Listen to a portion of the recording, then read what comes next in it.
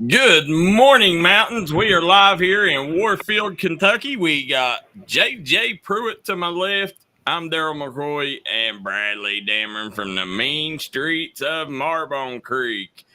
Sitting there with Stormy, a.k.a. Stormy Daniels. I have other cats, but she's the only one that has to be like. I got one like that too. Sleeps on my chest. Yeah. But Bradley, I hear you might have some breaking news for us. Big news. About an hour ago, it appears, Kevin Gertz announced that he is stepping down as girls basketball coach over at Logan. What? About it, Wow! so Wow! Now, I wonder what that has to do with, because I know he's had some medical issues lately. And for you guys that don't know Coach Gertz, he's one of the most winningest coaches in the mountains. He's won a state title in baseball and in girls basketball. yeah, fantastic coach, great guy, fantastic guy. But yeah, man, Coach Gertz is. But as I know it right now, he's stepping. Right now, it's only for the girls basketball position. Wow! Nothing was mentioned about the baseball position, so I assume he's He's still still going to do it. he's still going to do that. But yeah, that was a thing that just came out, and I got to give a little shout out to Joe Kinzer for tipping me off. Sent me a little message right before we went on the air, uh, and I was like, oh, so. Wow, that's insane. Did not, to say the least, I did not see that coming. No, I don't think any of us did. But I mean, but really, man, Coach Gertz is one of the best coaches we've had in our area in two sports. And the bad part about it is, he was setting up where he was going to have a good team this year, because he had Addie Amick coming back, and I think the Kraus girl, and Bam Mosby. He had a really nice, and I think he got a couple transfers in too. So, huge change of events there in Logan. Big turnaround, big change. Be interesting to see who gets that job. Yeah, that will be interesting. Be exciting. You A lot of applying for changes right now in Logan hoops. I'm happy where I'm at. the JJ said he's not applying for it. So Not applying for it. Well, I mean, JJ, if you did, at least we know we get some good information coming from over there. Absolutely. I mean, I'm kind of happy where I'm at right now. Plus I got a lot on my plate. I got sales, I've got sports commentary, I got the morning startup show. I mean, I don't know if I can, take on coaching as well. I mean, you could be like James Barker again. Yeah. He just does it all. He's going to be commentating and coaching. So the Coach Gertz said, his comment to me was physically he's fine. Said mentally, he said he's not as strong as he wants to be. He said it's time for somebody else to lead these girls. So that was a quote just now come through to me from Coach Gertz. So there you go, guys. You start morning show. We'll break news for you too.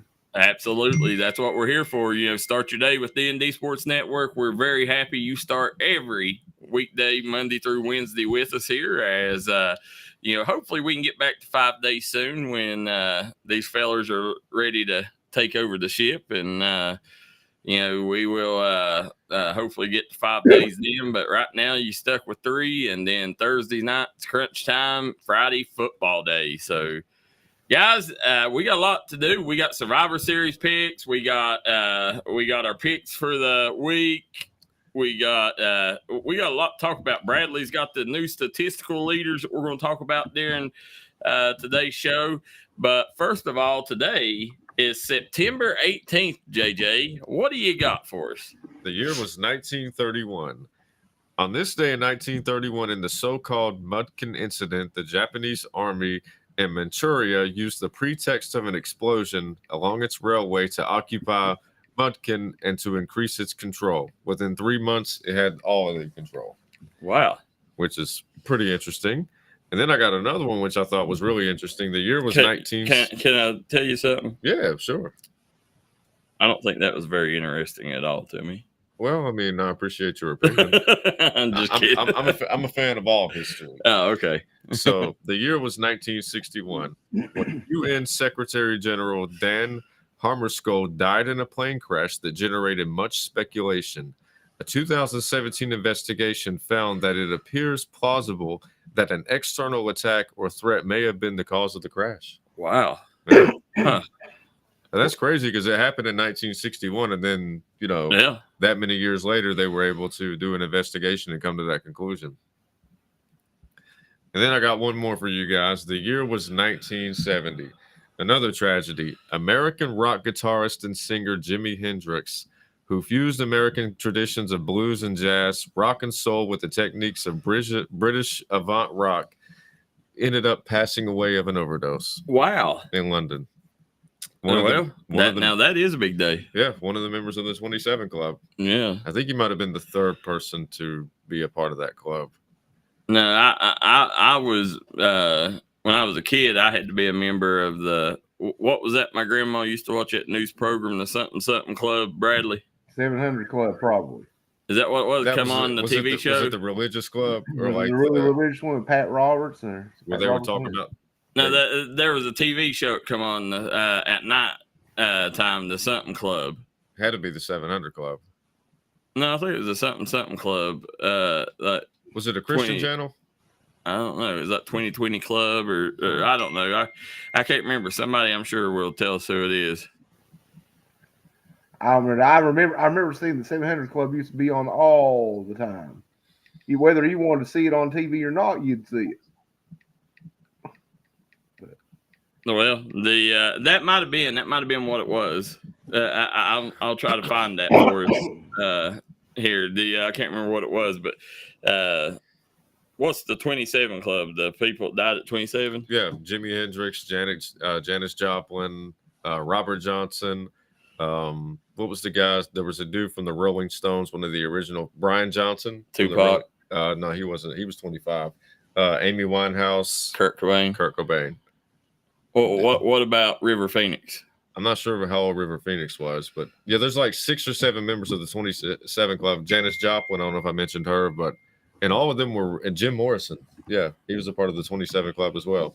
There's like 6 or 7 of them, but they were all really talented musicians, like historically talented. They ended up passing away at 27. No, they sitting here. Hopefully Bradley can find us the River Phoenix one. But as we're sitting here, this day's in history, 1946, Joe Louis KO'd Tammy Morello in first round for heavyweight boxing title. Oh, wow. Yep. 1947, the CIA officially comes into existence after being established by President Harry Truman. Let's see, A Streetcar Named Desire, film directed, said was the first major film to win a Grammy nomination on this day. Streetcar Named Desire. Baseball record, Willie Mays, 1955, hits record-tying 9th home run at Ebbets Field. Now, what do they mean by record-tying 9th home run? I'm not sure. I know he didn't hit 9 in a game. Maybe like 9 consecutive games where he had a home run or something. I don't know. Could have been. Yeah, that's the only thing that makes sense. 1956, Mickey Mantle is 8th to hit 50 home runs in a season. Bad dude. Mickey Mantle was really good. Let's see here. The Addams Family, 1964. The Addams Family premiered today. Classic show. Yeah. Also, 1965, Get Smart. You remember that one, Bradley? I do. Maxwell Smart, Agent 99. Yeah, I remember all that. He'd always talk to a shoe. Yeah, I had the shoe phone, man. Yeah. Now 1965, I Dream of Jeannie. So a lot of huge shows started today. 1966 NFL record, Johnny Unitas throws it 4 touchdown passes in a 38-23 win over Minnesota, surpasses Y.A. Tittle as NFL's career leader with 212 finishes career with 290 touchdown passes. So let's see. Which was something for back in the day, honestly, was incredible. Yeah. Oh, I agree. Let's see. First cup of noodle, 1971. Mafuka Ando markets the first cup noodle packaging in a waterproof polyester container. So what you know in Roman noodles today, the cups that they got, the first one ever, 1971 on this day. FBI captures Patty Hearst on this day. American publishing heiress turned bank robber Patty Hearst captured by the FBI in San Francisco this day in California. You remember that, Bradley? I do not. All right. 1976, Major League Baseball, Cleveland Indians player-manager Frank Robinson's last game as a player.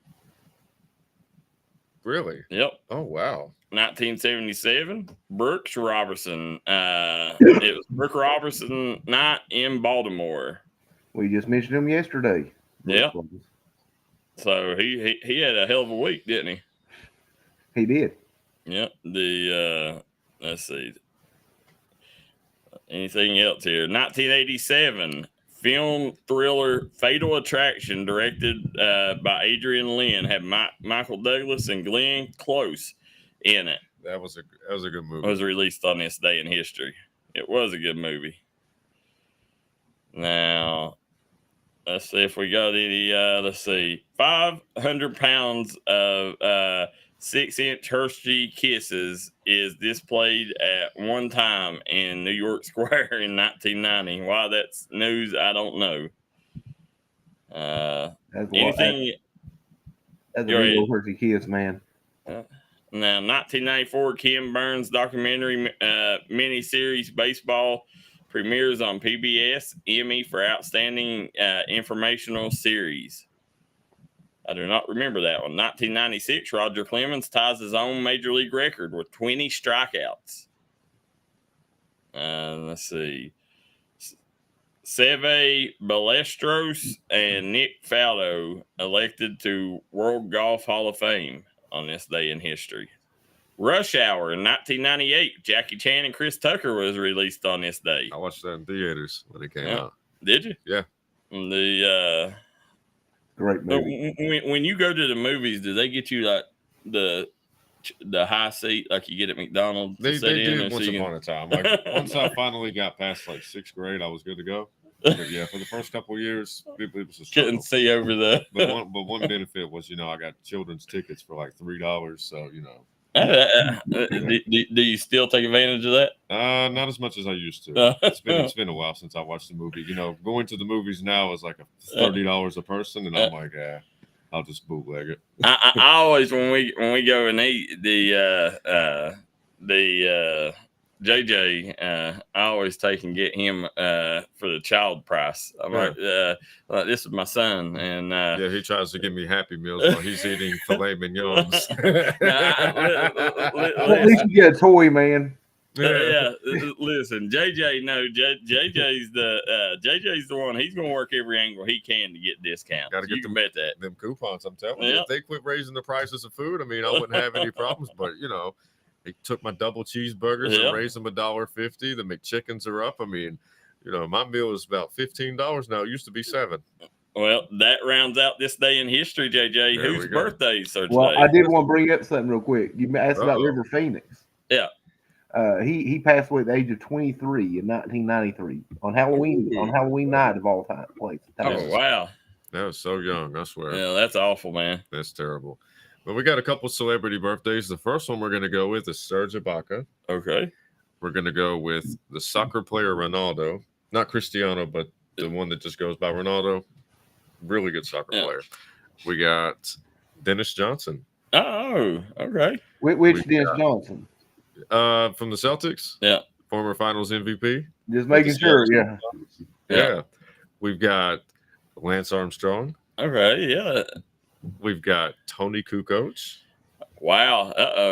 Yeah. Tony Kukoc, one of my favorite members of the Bulls. Yeah. 6th man of the year. It was a bad boy. One of the first original players. Should have been a starter. Absolutely.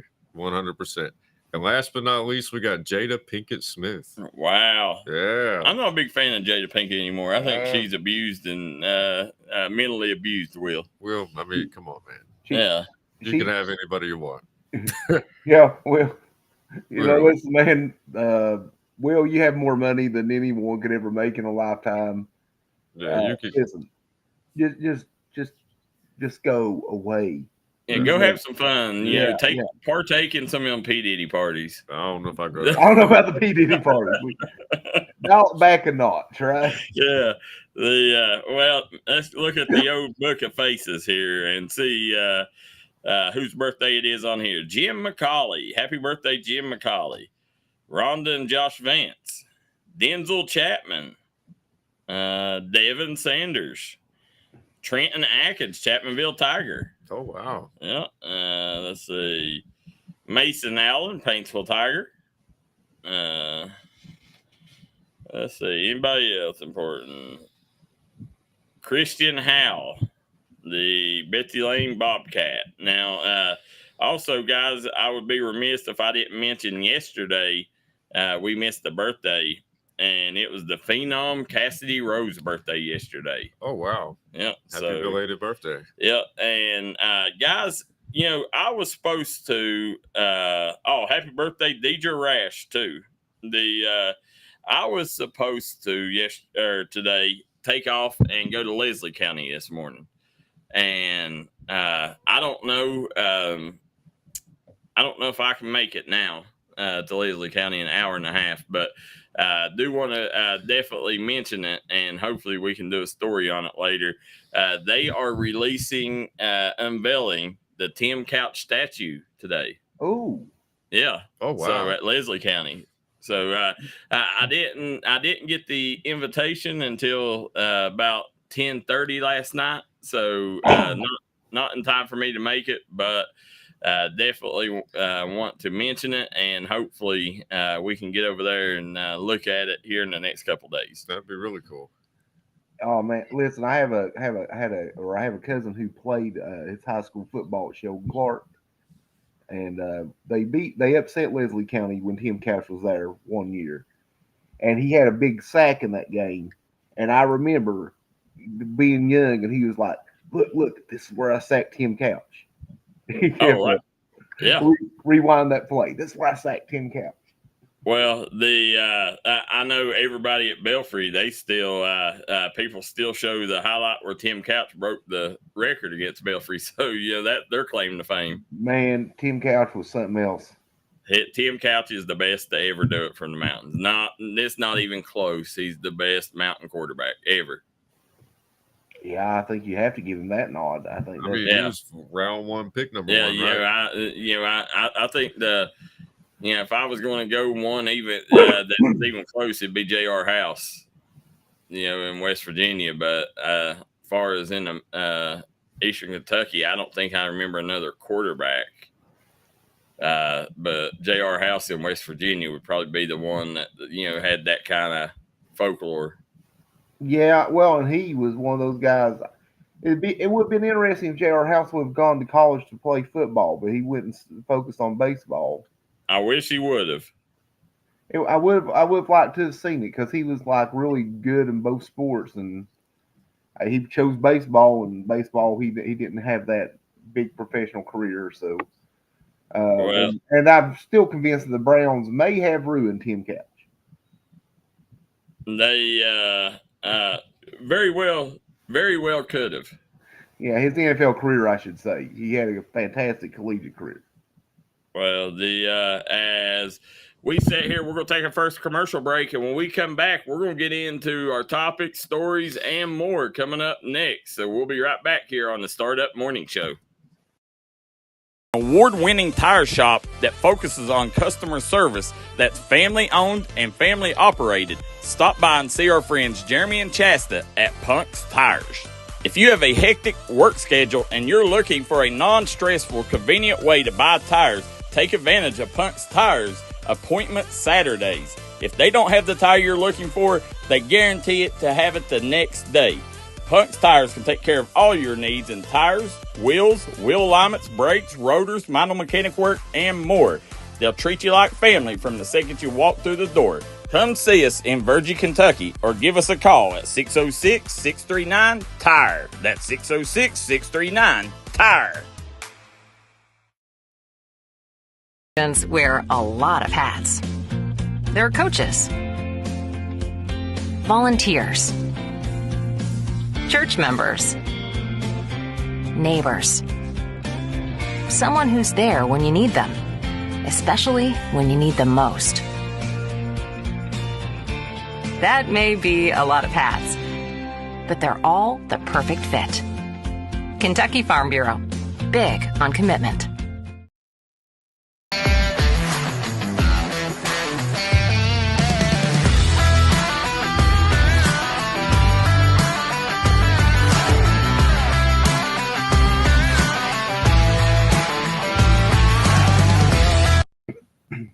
And we are back here on the Startup Morning Show. JJ Pruitt, Bradley, Damron, and Darryl McCoy. This segment brought to you courtesy of Punk's Tires. Punk's Tires just got in, I think they said 47 sets of tires, and they are growing. Really? Yep. I'll tell you the thing that I'm most excited about is this Punk's Tire replay. I cannot wait to see it.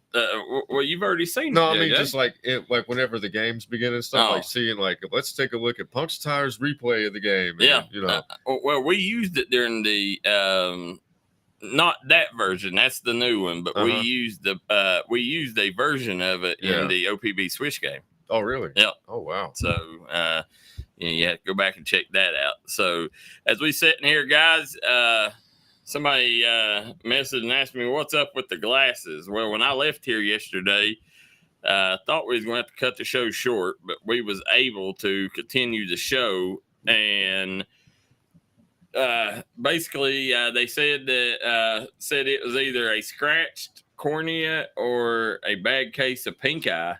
And was what's going on with my eyes. But when I was sitting there looking at my phone, they told me, they said, come back here. They said, so we could see you're struggling. And they said that this eye here was overcompensating 80% for this eye. Oh, wow. And when I done the eye test, I never realized that. I couldn't see anything. I'm completely blind. It's nothing but blur out of my left eye. And so they done a test and they hooked me up with these glasses. So I'll be getting a new set soon, but these are my temporary glasses, and they're very irritating. I was about to throw that out there. I was thinking, you've got a pair of glasses on the same day. Like I never hear of people, Yeah, no, these are the ones that they gave me to. They're going to order me a special set. Because I asked them to do the kind where you can see clear through one, and then at the bottom it's got like the bifocal in it. Yeah, I had that for a while. I got rid of my bifocals, man. Why did you get rid of them? They were just so aggravating, and the bifocal lens of it wore out so quickly. Yeah, that I just went back to my regular, because I had the one. It was more aggravating, so I'll just pull off my glasses to read something up close if I'm reading a book, or I'll use reading glasses. But I'm slowly turning that guy who's going to walk around with like 4 different pairs of glasses or something. Well, we got a lot of comments coming in here. Joe Kidder says it was Willie Mays' 9th home run to tie the record at Ebbets Field. Whitey Little says, I was at the game when Tim Couch broke the record. Well, that don't surprise me because Whitey and Betty used to attend every Belfry football game. Joe Kinder says Couch didn't have a line in Cleveland. He got beat to death. Listen, I'm first to tell you, Tim Couch, if he would have went to any other team, he would have probably had, I don't know, it would have been a Hall of Fame career, but it would have been close to it. You know, he done the best he could with what he had. He did have some good receivers with Dennis Northcutt and them, but his line, I mean, he was running for his life every day, and it was shortened his career. And JJ was talking about Tom Brady has joined the broadcasting career. Listen, I listen to Tom Brady. He is horrible. Like I thought he would be decent at it, but he is horrible, Bradley. Yeah, broadcasting just may not be Tom's thing. That's okay. Yeah, he's bad, JJ. I don't know. Going into his second week, I mean, there was a lot of people that gave him some positive feedback whenever they asked him about who. A lot of people in the comment sections, like there was one specific instance where this wide receiver kept dropping passes, and they asked him like if he would go back to him, and he said probably not today. And a lot of people loved his honesty because a lot of people believe that in that situation, the commentators would be much nicer and say, I give him another chance. And he was just like, no, it's not, his day today. And, they were pretty happy with his brutally honest take.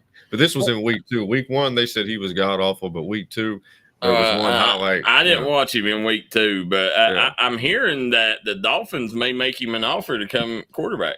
I mean, oh man, Tua. Take it. Yeah. That's a bad dude. I think he can still play 2 years. 2 years. As the rules are now, he could definitely, I mean, for all the time still undefeated, man. But Tua is that's a sad story right there, man. Joe Kendra said J.R. House played high school baseball in Florida when football season started. He moved back to West Virginia. Yes, he did, Joe. That was the. I used to love turning on the news. There was 2 things that I was dialed in on Friday nights that I was going to watch, and I would switch from WYMT to WSAZ. I would see what Nitro, J.R. House and Nitro done, and then I would take and switch over to see what Dustin Wynn and Middlesboro done.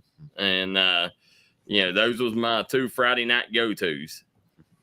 I'm telling you. Man, but Tim Couch put up unworldly numbers at Nitro. Now, Waddy Little says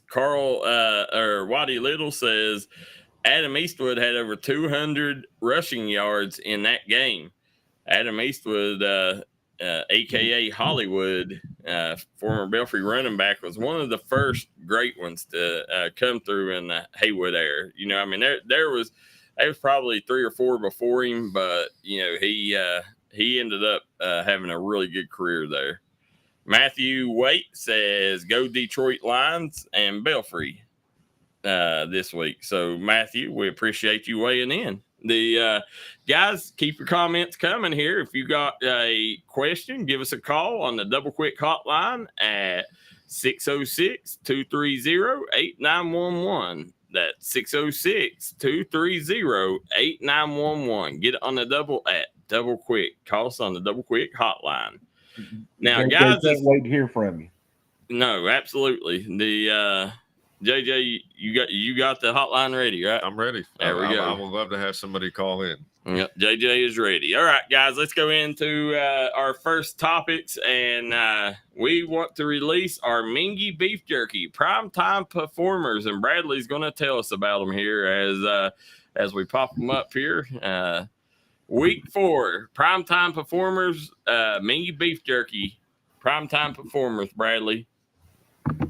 Yeah, having a moment with my computer. Yeah, we have. Of course, Elijah Hankins from Russell.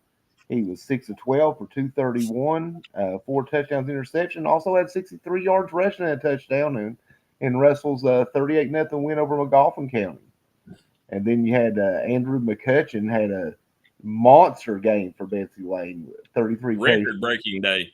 Record-breaking, yep. Which seems to be. I mean, listen, he's always had record. I think he just walks around breaking records, but 33 carries for 362 yards, 4 touchdowns, but then added 58 yards receiving and a touchdown in Betsy Lane's 48-12 win over Knott County Central. Normally, Bradley, that would have been a Double Quick Player of the Week, but when you got Jace Manning going off for 8 touchdowns, 500 plus yards, then it's hard to dethrone him. Yeah, that's kind of one of those. I think usually, Darryl, if you see that stat line come up sight unseen, there's a pretty good chance that is player of the week. Then you had Dylan Vance at Mingo Central with a great all-around game. 8 carries for 108 yards, 3 touchdowns. He also had a 33-yard receiving touchdown. And then 10 tackles, 2 sacks, and 2 fumble recoveries was one of those for a touchdown in Mingo Central's 46-20 win over Liberty Raleigh. And then Westside's Caden Vance continued his really strong season. Was 22 of 34 for 250 yards, a touchdown, and interception, but also had 27 carries for 113 yards and 4 touchdowns as Westside picked up a big win over Man 35-21. And Caden Vance having a huge season over there in Clear Fork. He is. When we interviewed him a while back, Caden, on the show, I thought I described him as a dual threat quarterback, and I know he didn't really necessarily. He's like, well, not really. And this year, yeah, he's looking more like a dual threat quarterback. I'm right, Caden. You can do it both. Yeah, that's exactly what he is. And those are your Mingy Beef Jerky primetime performers. And once again, we'll pop up our double quick player of the week went to Jace Manning from Fairview, 30 of 53 passing, 541 yards, 7 touchdowns. He also rushed for a touchdown and had 7 tackles, 1 tackle for loss in Fairview's 60-50 win over undefeated Morgan County. And this kid is just a sophomore, Bradley, slinging that thing around 53 times. That tells me his coach has a lot of confidence in him. A lot of confidence, and I hope he got a nice ice pack for the shoulder after slinging around that many times. Well, I can guarantee you college coaches are going to be coming after this kid. I've watched some video of him. He does a great job of fitting the ball in spaces that other quarterbacks can't. And, the thing that I like is he is very patient in the pocket. He waits to the last second to run. This kid's a kid that people wants to keep an eye on, and I hope Fairview is able to keep Jace Manning there, because you can guarantee you that some other of them power schools around the area are going to be dibbing at Jace Manning, because that kid, he can flat out play. I'm tickled to death for my friends over there in is it Westwood or Westchester? Their Fairview area. I think it's Westchester is the name of it. Somebody let me know that. Joe Kinder said Caden Vance just under 1,000 total yards and 14 TDs. Vance very underrated. Should be in early talk for the Kennedy Award. Wow, that's high praise.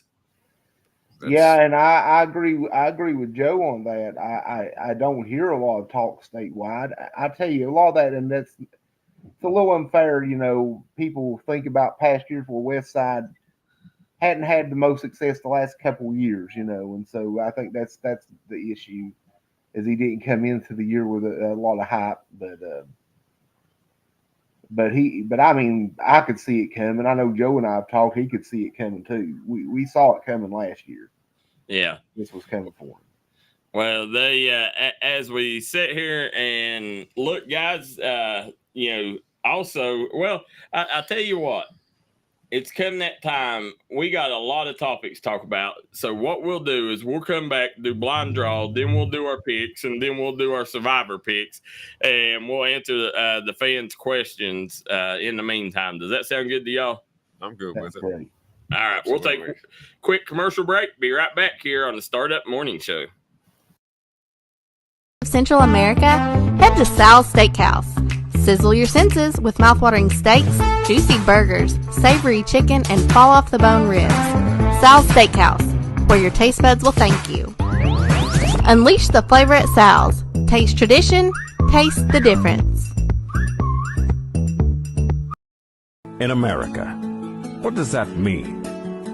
It means jobs. It means craftsmanship. And when it comes to Vaughan Bassett furniture, it means value. And Kemper recognizes that. That's why they've dedicated an entire gallery to Vaughan Bassett. Made in America. See the quality. And now, see the price. Come see your favorite Kemper store in Hazard, London, or Somerset.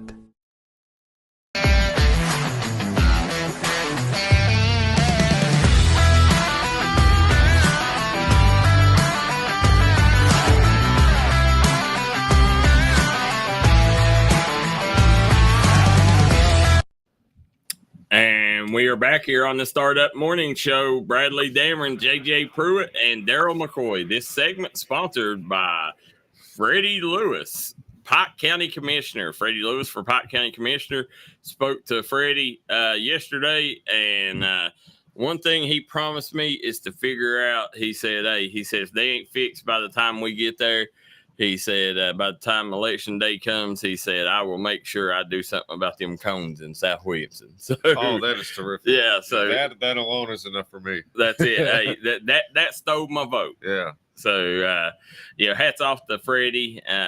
Freddie's doing a great job supporting, the Phelps Jag team, Belfry boys basketball team. Freddie doing a lot of stuff, and he's always done it, not just because he's running for commissioner. That's just the type of man he is. Make sure you vote for Freddie Lewis, Pike County Commissioner.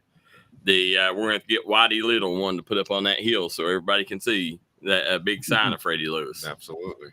So, guys, as we get started, blind draw. Y'all ready? I'm ready. See what we got first here, JJ. And oh, wow. Now, this is a really good one. 5 things to know about NBC News investigation into unclaimed bodies used for research in Texas, JJ. Now, I've got this saved on my phone. Let me find it because you got me with the blind draw. Now, this is something that my mother texted me, and she said it would be a really good story to cover, and it turns out it's actually a really good one. So, a 10-month NBC News investigation laid out the stark detail of how 2 of the country's most popular counties sent unclaimed bodies to a Texas medical school, which used them for medical training and research, often without the consent of the deceased or their relatives. Wow, now you can't be doing that, Bradley. I would be really upset if somebody in my family member's body was sewed off, and it went on to say that they was selling it to doctors like it was like $3,000 for a torso. It gets good. It says many of the bodies were cut up and shipped across the country to for-profit medical device makers, other universities, and the Army. These recipients were leasing the body parts for hundreds of dollars a piece. $900 for a torso, $341 for a leg, so that doctors could practice medical procedures. I would think that a torso would go for more than $900, Bradley. Yeah, it makes you realize you're not worth as much as you think you are. That's it. Oh, it gets better. Well, let me ask you this: if average torso is worth $900, would mine be worth like $5,000?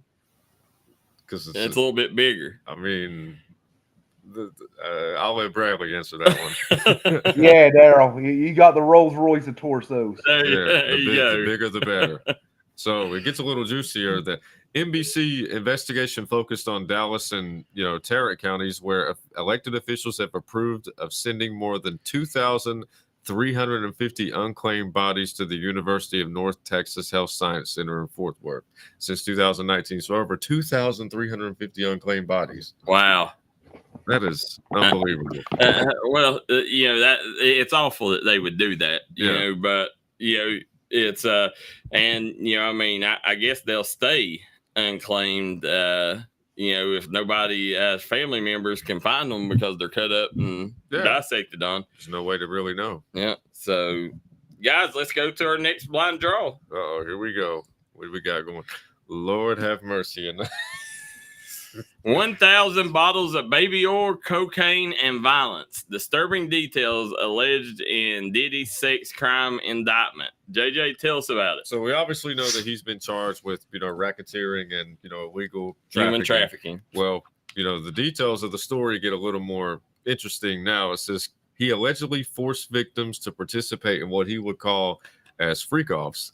So according to the indictment obtained by People magazine, he used coercion to make women participate in these so-called freak-offs described by prosecutors as elaborate and produced performances. Prosecutors allege that Combs would lure victims under the pretense of a romantic relationship before allegedly using forced threats of force and coercion in order to get them to participate. Now, it gets even worse. It says he allegedly used drugs and influence to intimidate them. And what makes the parties even crazier is by the time the parties were finished, they would last for days at a time. They would have to use IV fluids. Wow. Yeah. Because they were physically exerting and sometimes lasted for several days. So they had to use IVs to get them back to normal, I guess. Now, Bradley, are you mad at him or are you jealous that you wasn't invited? Oh, I tell you, man. I mean, I'm both horrified, but also as a guy who, listen, if you have to hook up you IV, have to beat him off with a stick, right? No, I don't. But now, hold on, we saw some of them comments in the comment section. Hey, if someone's going to troll, at least be funny, right? But B Diddy is his name, right? B Diddy. B Diddy, yeah. No, I mean, like, I'm horrified of the whole thing. Like, all that's horrible.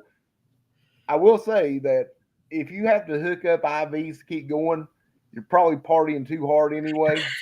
I would think so. Oh, I got one last detail for you too. It says more than 1,000 bottles of baby oil was recovered at the house in Miami. What would they be doing with that baby oil, JJ? They refer to them as freak-off supplies. You know, it included drugs and over 1,000 bottles of baby oil. Wow. Listen, guys, let me ask you this. This day and time, who's worse, P. Diddy or R. Kelly? Man, R. Kelly was one of my favorite singers. I don't even... Michael Jackson, I don't feel bad when I'm listening to his music, but R. Kelly, I really enjoy his music, but there is a thought in me that is like, I feel kind of guilty for listening to it. I think the thing is with R. Kelly is you have that whole, conviction and stuff. Yeah. Yeah. That's the thing. There's things with some people like, well, maybe it's not or whatever.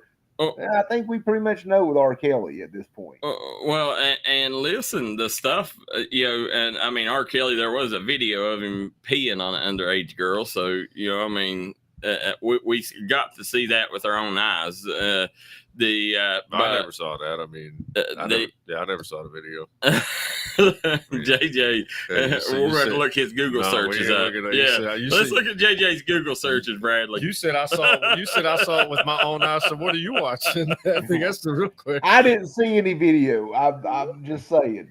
Well, I think Darryl just told on himself. No, I seen it back in the day when they was Paris Hilton and all them videos come out. R. Kelly's was mixed somewhere in there. I think the Paris Hilton video was widely distributed around at one point in time. It was so as we sit here and look, just tough situation. I was a big P. Diddy fan, and the stuff that's coming out about him, I mean, it's disgusting, and it's all too prevalent in today's society. And like I said, the 90s rappers you were talking about. I don't know what's up with them, but I can guarantee you that I tell you who's going to really hate all this stuff coming down is people like Keith Sweat, Usher, because people are going to start looking into their lives a little bit deeper now that there's a lot of people, and R. Kelly's out. Well, whenever Usher first got started, he was like,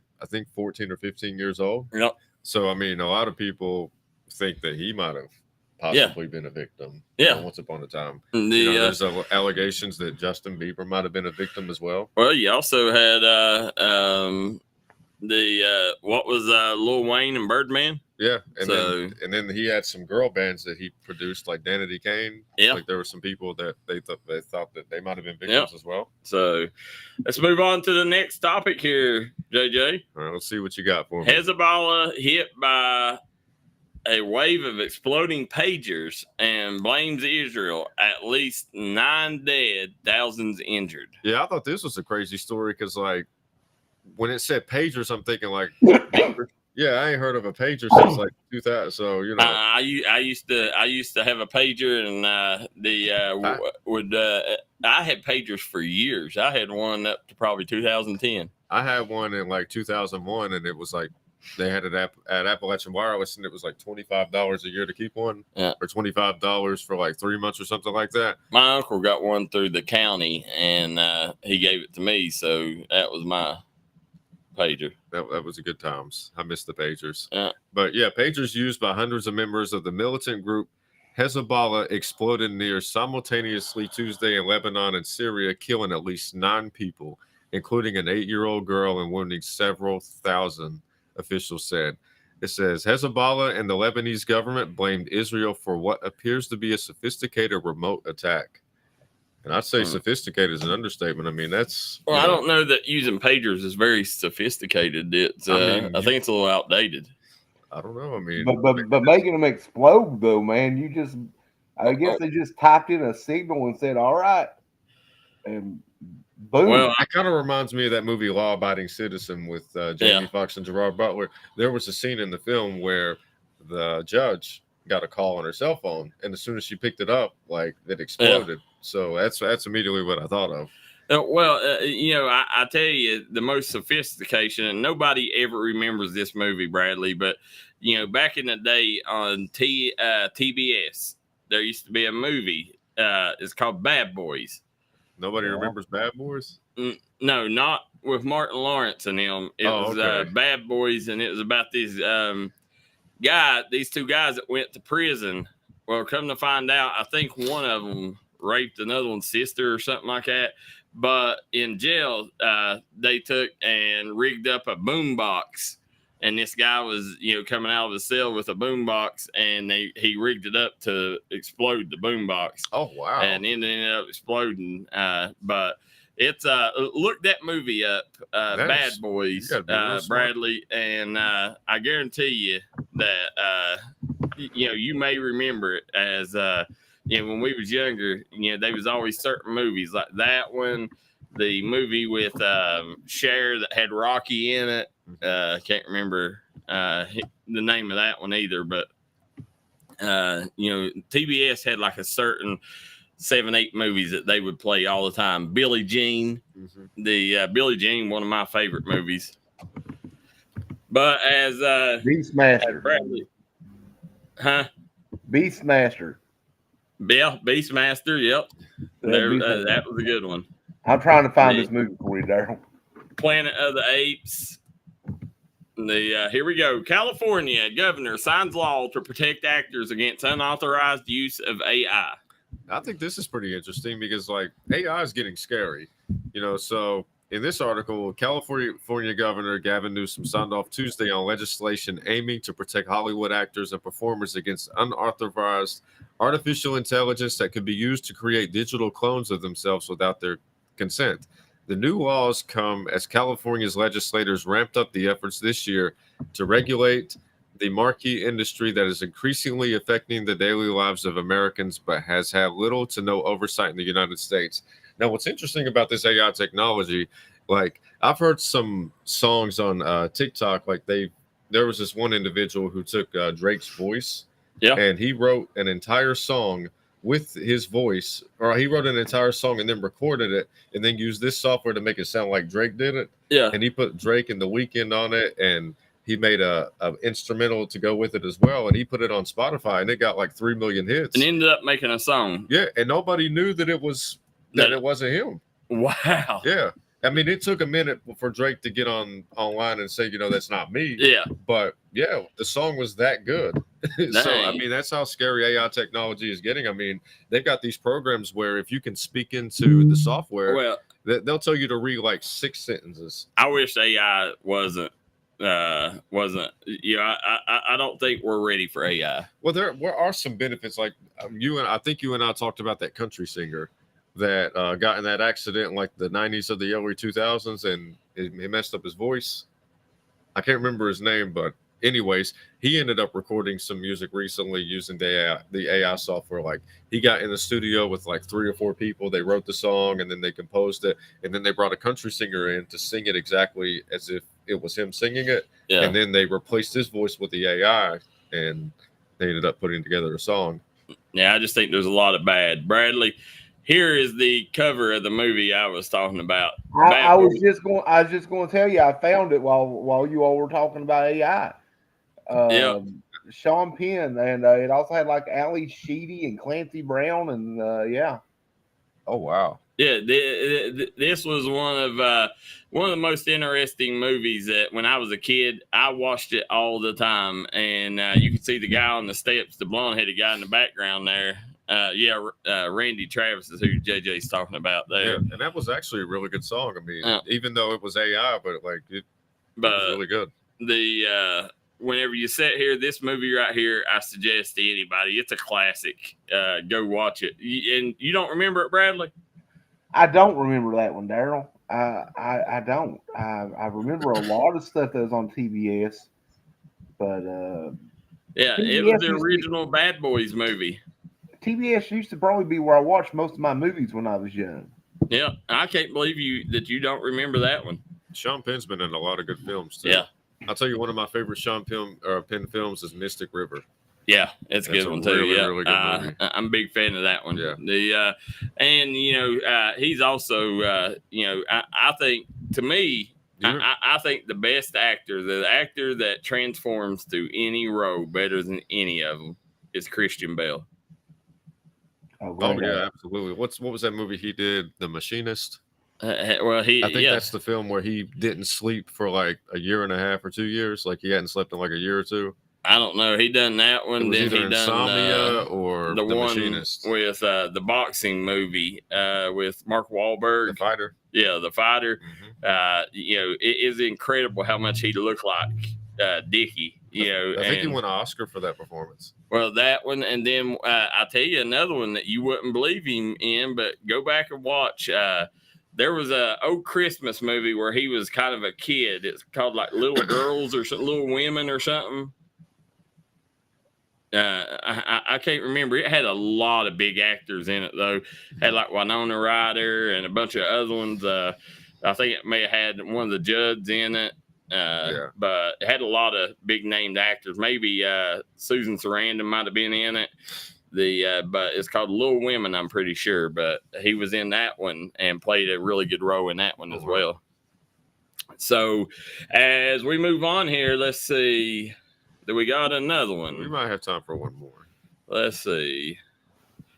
Not so great expectations. Students are reading fewer and fewer English books. So I found this one and I just wanted to talk about it. It says Chris Stanlowski didn't read much in his middle school English classes, but it never felt necessary. Students were given detailed chapter summaries for every novel they discussed, and teachers played audiobooks, for the class, like during the classes and stuff. Much of the reading material at Garden City Middle School in Long Island was either abridged books or online text printouts, he said. When you're given a summary of the book telling you, what you're about to read in baby form, it kind of like just ruins the whole story for you. Chris said, and he's 14 years old when he's talking about this. So it says, in many English classrooms across America, assignments to read full-length novels are becoming less common. Some teachers focus instead on select passages, a concession to perceptions of shorter attention spans, pressure to prepare for standardized tests, and a sense that short-form content will prepare students for the modern digital world. Now, this is interesting to me because whenever I was in school, you had to read a certain amount of books. Like, I don't know if they had the Accelerator Reader program whenever you was in school. I've heard of it. Yeah, like basically, you had to read at least 1 or 2 books and you had to take a test on them. And, and when you did that, you got a certain amount of points added to your grade at the end of the 9 week. And it just seems like they're not doing that anymore. Yeah, I wasn't doing much in Libby Golf's room anyway. So, I was there to make her life miserable. And she made mine miserable and I'd make hers. But, she now. Was one of my favorite teachers. Now me and Miss Golf have a really good relationship. Is she still teaching? No. I wish I would have listened more. because I understand now she was just trying to help me. Yeah. But it got to where I hated her class so much that, I ended up walking in there and I just wouldn't do nothing. I said, I'll make it up in summer school. She come in class, why are we talking? Yeah. What's funny is that I read so many books in Janice Hoke's English class that I look back on them and many of them are on the banned book list now. So, yeah. And by the way, if I survived that and I could read those, your kids can too. But anyway.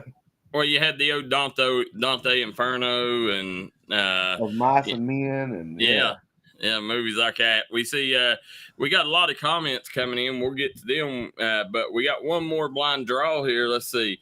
Florida sheriff posts mugshot of 11-year-old charged in fake school shooting threat.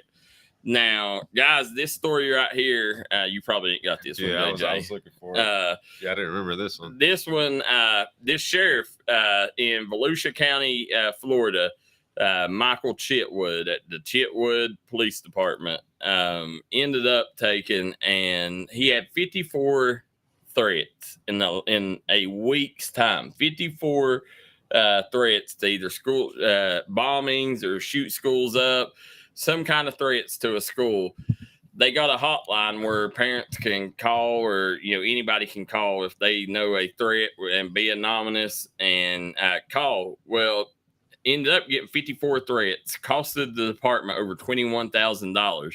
Well, he put on social media. He said the next kid that does this, he said, I will post their mugshot. He said, not only post their mugshot, he said, if it's up to me, he said, I'll perp walk them. I'll put them in handcuffs and I'll walk them through the town. He said, and people's going to know what their parents are allowing their kids to do. He said, either the parents are going to raise their kids or he'll raise them for them. And so an 11-year-old boy ended up taking and doing it. Well, he posted his mugshot online. Now, the overwhelming, he got 3,000 messages, and they said over 96% of them, I think they said, was positive for him. Good. There was a few that said that, well, it's an 11-year-old kid, you shouldn't be doing that. No. And, then some said go after the parents. But when they went to the kid's room, he had airsoft rifles, he had pistols, knives. Now, the kid did say that it was a joke. He wasn't going to do it. But, this sheriff now, he's starting to tell kids that, and he's getting some backlash from some people across the nation that maybe he shouldn't be posting a minor's mugshot. But, guys, I think this is the way to go. At the end of the day, he didn't perp walk him through town like he said, but he did post a video of him walking him to his cell and in handcuffs, and it showed him entering an empty cell. So that's what you call tough love. I mean, if the worst punishment that this kid receives is, just a little bit of embarrassment, it's like, it could have been much worse. Yeah. And in this situation, I'm all for it. It's like, if the parents aren't going to do anything, he said it best, I'll raise them for you. That's it.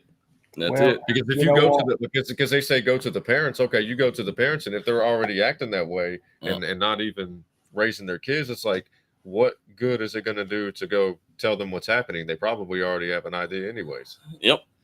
The thing is, in today's world too, there's so many shootings and stuff. So many shootings, you have to look into every single one of them.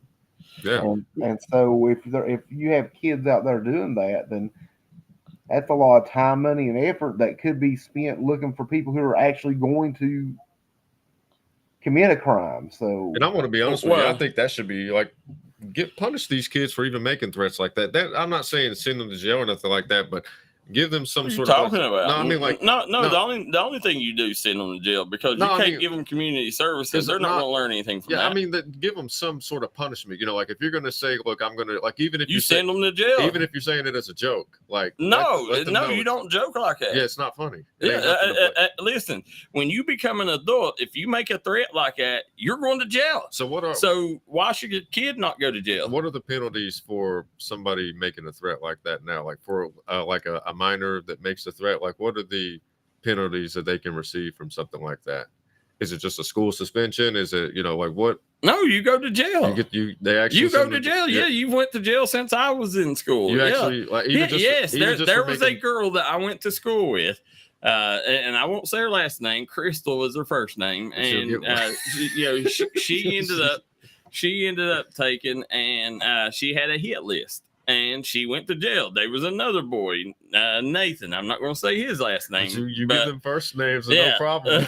but he ended up going to jail because he threatened to. Well, he didn't threaten to shoot or anything, but he did do an act of violence at school to a another race, and but it's if you threaten how much school, time? You bomb threat, you will be took to jail. How much time do you get for just a threat? I don't know. I mean, it's a minor. I don't know what they do after them. I'm sure today's world, it's probably, I'd say you probably go to jail, and then when you get out, you probably either stay in jail or they probably put you in like the North Point Academy or something like that, one of them, alternative schools. Well, and Crystal and Nathan, if you're listening, just please send all complaints to Darryl McCoy.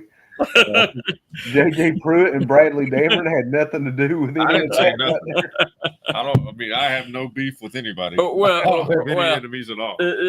And like I said, the bad part about it is Crystal, she ended up having, mental issues. And, grew up, went through grade school with her. She was a great girl. She just come from a tough life. Broken home. Yeah. And, I don't know whether or not she did have a list, but, thank God I was always good to her. Oh, yeah. That's like me whenever I was in school. But she wouldn't have never done it, though. She was, she was just mentally wasn't where she needed to be. Yeah. But as we go here, said almost half of Republicans say they won't accept election results if their candidate loses, JJ. I mean, it's unfortunate that we're in a situation where, it's gotten to that point to where like everybody just thinks it's rigged if their person doesn't win. But yeah, this is a new report shows that 46% of Republicans would not accept the election results as legitimate if the Democratic nominee wins. And 14% of all Republican respondents said they would take action to overturn the outcome if the opposing party won. Wow. Do you find that disturbing or? I mean, it depends on how, there's some that could be blatant, blatant tampering with elections and stuff like that, and then, listen, if there's blatant tampering, I say, I'm the first to say, accept all election results. I believe in our system. I believe in our process, but, in any other country, if, there's going to be an uproar if somebody rigs an election. I don't know that I would do it until there's proof of it, but I mean, I could see a lot of fans from either side getting upset if especially from Trump's side, because I think a lot of people see stuff going on. A lot of people's tired of what's going on, and it's going to be hard for people to understand that Americans don't want to change. Do you personally believe the last election was kind of rigged? Or? I don't. You don't? Now I'm a Trump fan, but I'm not big on the conspiracy theories. I mean, well, I believe in some of the conspiracy theories, but I think at the end of the day, I think Trump done a lot to hurt his own cause. And I think honestly, that if he wouldn't have the formula that he used to win the 2016 election was perfect for that time. But I think as the years passed, if he would have just toned it down a little bit. And just let his work do the talking, let his, what he was doing as a president do the talking, you probably would have won with no problems. Someone need to take the phone away from that man is what they need. That's to do. it. Like you can't spend every single day of your life posting tweet after tweet after tweet and talking so negative about the other party, like saying these people are radical, these people are crazy. Like you're in charge of over 300 million Americans, and half of them are for the other party. And it's like, if you keep talking about them that way, eventually they're going to reach a boiling point. Like, even if you are doing a phenomenal job, it's like, we don't want to wake up each and every day for the next 4 or 8 years and, listen to you complain. Like, just do your job. Well, either way, America needs a change right now. And, obviously the Democrats ain't getting it done. No. You've had 3.5 years to do it. So I highly suggest everybody. And he does not endorse D&D Sports Network. Donald Trump don't, but I highly endorse him. So as we go, guys, to break here, when we come back, we're going to pick games this week. We're also going to pick our Survivor Series pick and much more. And as we go out, this is a topic that we've had on our list for a long time. We've never talked about, but I do want to mention it, JJ. Real Madrid's Vinicius Jr. offered over $1 billion to move to Saudi Arabia. Oh my! That is how good of a player. I've never heard of this guy. I mean, I know, like when I think of soccer, I think of Cristiano Ronaldo, Lionel Messi. Yeah. I mean, what kind of resume do you have to be able Lexi Lawless? Yeah, or whoever. I don't even know who that is. But what kind of resume do you have to be able to get that kind of offer? Do you need to win a FIFA World Cup? Do you need to win a couple of championships? Like, what is it that makes you worth $1 billion? I mean, $1 billion. I mean, we're getting. I don't know that it would take that club a long time to recoup $1 billion. I would think. Yeah, I'm agreeing with Gideon Jarvis's comment about that. Yeah, Yeah, absolutely. Well, here's the thing, though. You go to Saudi Arabia, things are a lot different. You can't enjoy life like you can anywhere else. So $1 billion, you may not be able to enjoy what you can enjoy in America. You can with go other places and enjoy how long it. You got to be in Saudi Arabia. With $1 billion, you could hop on a plane and go somewhere.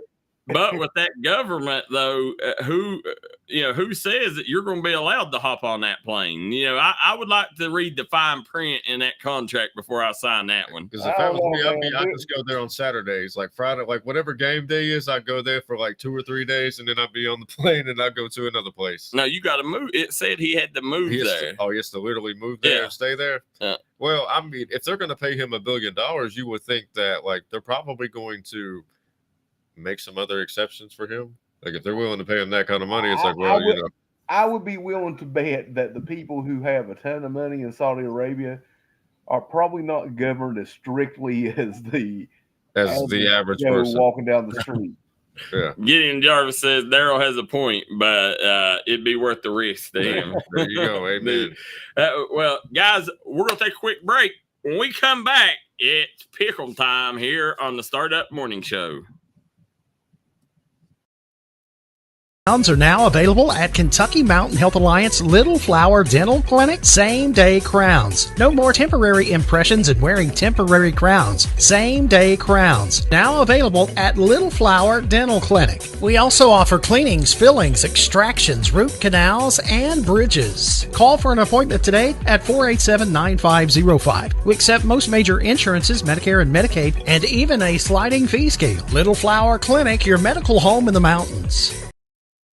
Ready to rev your engines and hit the trails on October 10th through the 13th at the 23rd National Trail Fest in Gilbert, West Virginia.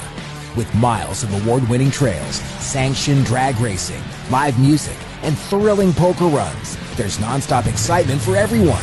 Indulge in mouth-watering food and discover unique finds from our vendors. Located in scenic southern West Virginia, it's the perfect escape from it all. High School. Continue to follow D&D Sports, best coverage in the mountains. Back in the day.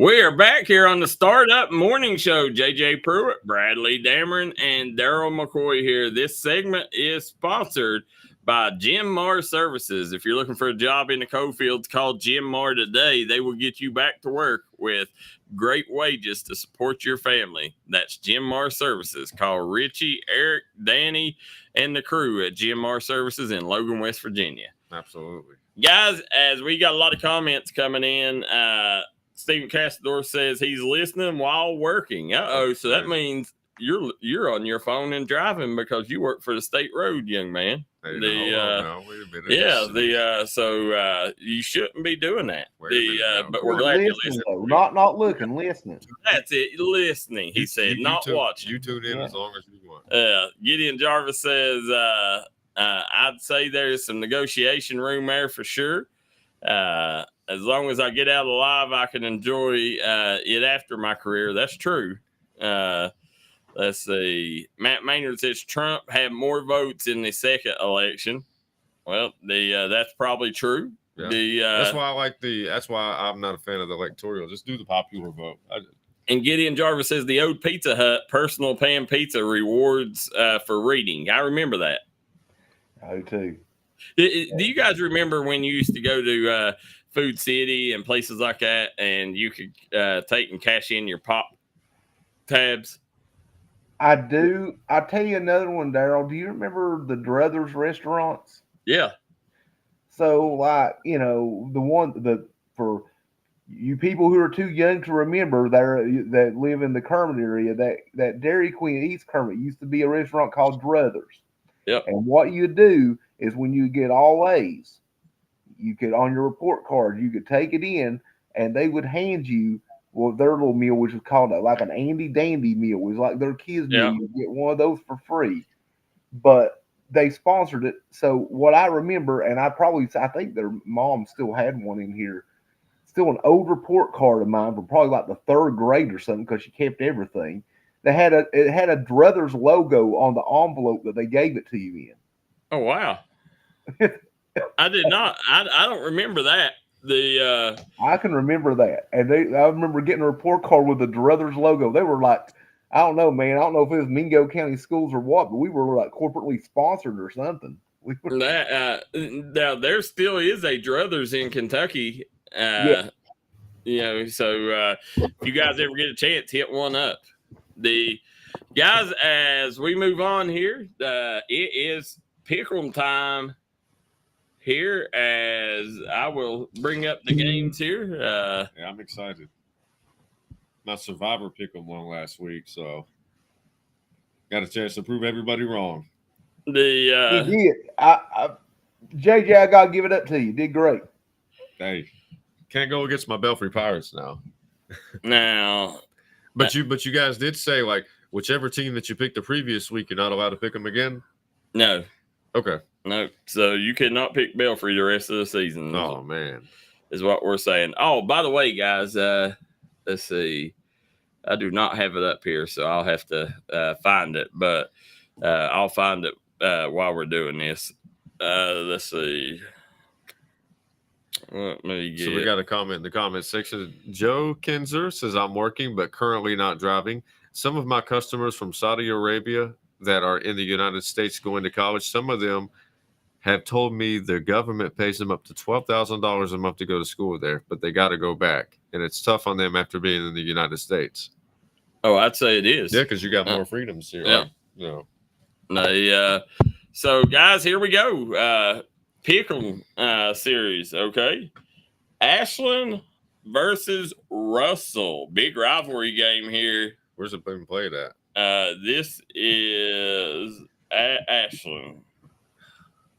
I'm gonna go with the home team. Yeah, I'm going with Ashland for sure. I'm gonna go with Ashland. I'm gonna go with Ashland too. They're a 35.5-point favorite over Russell. Statistics, man, that's insane. Yeah. The Breathitt County versus Hazard. So it doesn't matter to you where it's played at? Nope, not this one. I'm going with Hazard too. I'm gonna go with Hazard. Breathitt County's a 1.5-point favorite. We got 3 people in the comments section saying Ashland. Yeah. Let's see. Eastridge. Yeah, guys, you guys feel free to pick along with us in the comment section. Absolutely. Eastridge versus Harlan. Where's it being played at? Eastridge. I'm going with Harlan. Yeah, I'm going to go with Harlan as well. I'm going to be a little different. I'm going to go with Coach Burdine and the Warriors. Harlan is a 2.5-point favorite. Oh, that's going to be a really close game. The Lawrence County versus Harlan County. So Harlan County, big 5A school. The what class is Lawrence County? Lawrence County is 3A. 3A versus a 5A school. Yeah. I don't know much about either one of these teams. I'm gonna go with Lawrence County for the upset. I would imagine it's going to be an upset if it's 3 versus a 5A school. I think Lawrence County wins that. Who? I think Lawrence County wins that. I'm going to go Lawrence County. Lawrence County is a 26 and a half point favorite. Oh, wow. Yeah. So Green, Ohio versus Fairview. Fairview. I don't know much about Green, Ohio, so I'm going to go with Fairview. Well, I'm going to go with Fairview, too. They're a 21 and a half point favorite. Well, what do we have here? I'm picking some pretty good ones so far. We'll have to wait this weekend and see how good we are. Don't go by us. Betsy Lane versus Floyd Central. Floyd Central. Betsy Lane. Betsy Lane. Betsy Lane's a 19 and a half point favorite. Uh-oh. Greenup County versus Montgomery County. Greenup. I'm going to go with Greenup, too. Greenup's 32 and a half point favorite. Highlands versus Raceland. I have no idea about either one of these teams. Well, Raceland only lost by 3 to Pikeville this weekend. Raceland. That tells me 16-13. Yeah, that's enough for me. I'll go with Raceland. But wait a minute, was it Raceland like a 4A school? No, huh? I can't no, think. Raceland's 1A. Didn't Pikeville play like a really good team like a week or two ago that was like higher? Yeah, that was LCA. Oh, okay, yeah. Okay. Who you got, Bradley? I take Highlands. I'm gonna take Highlands. Highlands is a 35 and a half point favorite. Okay. I'm going with the upset. JJ, you opened your mouth too soon. I'm going with the upset. The Johnson Central versus Dawn Community, Ohio. Now, guys, if you remember, do you remember what happened at Dawn Community, Bradley, last year? Not off the top of my head, Darryl. They were supposed to play Pikeville, and one of their star players got shot in a drive-by the night before. Jesus Christ. That's right. I remember that now. So the tough situation there for Dawn Community. Still sending prayers out to them. But Johnson Central versus Dawn Community. I'm going with Dawn Community. I'm going to go with Johnson Central. I'm going to go Johnson Central. How big of a 41 and a half point Jesus favorite. Christ. Where do they come up with these numbers? The Clay County versus Leslie County. Leslie. Clay County is a 21 and a half point favorite. Didn't know. I'll be honest with you. I don't know as much about Clay County. They're the Fighting Richie Farmers. They like to fight there. Well, I was thinking about Highlands earlier. I almost called them the Fighting Jared Lorenzens, but you know. Yeah, so Wise Central in Virginia versus Letcher Central. I like Letcher Central. I'll go with Letcher. What about you? I'm gonna go with Letcher. There we go. Letcher is a 31 and a half point favorite, 35 and a half point favorite. We watched Letcher Central early in the season, and they was really impressive. Here's your good one: Rowan County, which is Moorhead area, versus Mason County. Now, Mason County's not in our coverage area. I'm gonna take Rowan County. I'm taking Mason County in this one. I'm gonna take Mason. They're a 31 and a half point favorite. Martin County versus McGoffin. So you got John DeRossa and the Hornets versus Coach Muncie and the Cards. I roll with Martin County. I'm gonna go with the Cardinals. Good luck trying to cover Parker. I'm going Martin County too. 22 and a half point favorite. 2 touchdowns in his very first game already. I mean, and that's just him getting warmed up. Yep. So Shelby Valley, air raid offense. Did you cover that game? Yeah. Yeah. So JJ got to see Shelby Valley on Friday night versus Perry Central. Oh man, Shelby Valley, they had a pretty rough game last week. But they did play a powerhouse. They did play a powerhouse. I like their quarterback. He's good. I like Shelby Valley's quarterback a lot. I'm gonna roll with Shelby Valley. I mean, I know that their record doesn't really reflect, how good that they could be. I think they're gonna get a win this weekend. I'm going. Oh shoot, my brain just blipped out. Perry Central. Yeah. And I was also reading Steve Kassendorf says Johnson Central's playing North Laurel, the team from Cincinnati, Kansas. That ain't who it's got on here. Do you have? Let me look. Are you looking on the KHSAA? Now they may have. No, this is the Massey ratings. Let me look see what KHSAA has. Now they may have dropped out, and they may have picked them up. I'll still go with Johnson Central, but yeah. Either way, I'm going. Let me look and see though, just to be sure while you're going through. But you can go on. I'll do that. Okay. I'm gonna go. Bradley, who'd you go with? Perry Central or Shelby Valley? I went with Perry Central. I'm going. This one's a tough one. Yeah, I'm gonna pick Perry Central, but I think Shelby Valley. This is a good matchup for them because Perry Central, they're ground and pound. They got Gibson and Combs back there in that backfield, and they like to really control the clock. If Coach Dixon controls the clock, they'll win it. But I could see Shelby Valley with that air raid offense throwing a couple strikes early, jumping ahead 2 touchdowns, and it being hard for Perry Central to come back.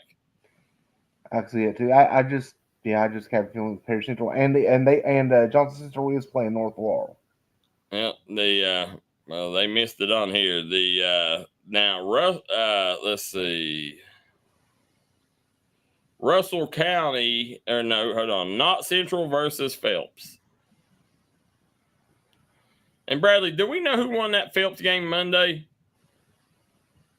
I do not know who won that Monday, but let me look that up. All right, JJ, Knott Central versus Phelps. You know where the game's being played? At Phelps, Marty Casey Stadium. Give me the home team. So you're going with the Hornets. Give me the home team. All right. Who you got? You got Hornets or Patriots, Bradley? You know what? I'm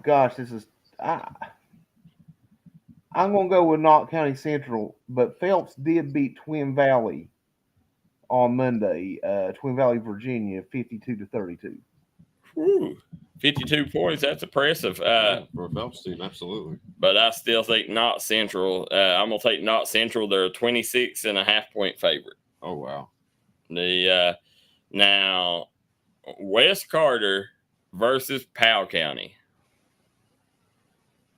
Powell County. I'm going West Carter.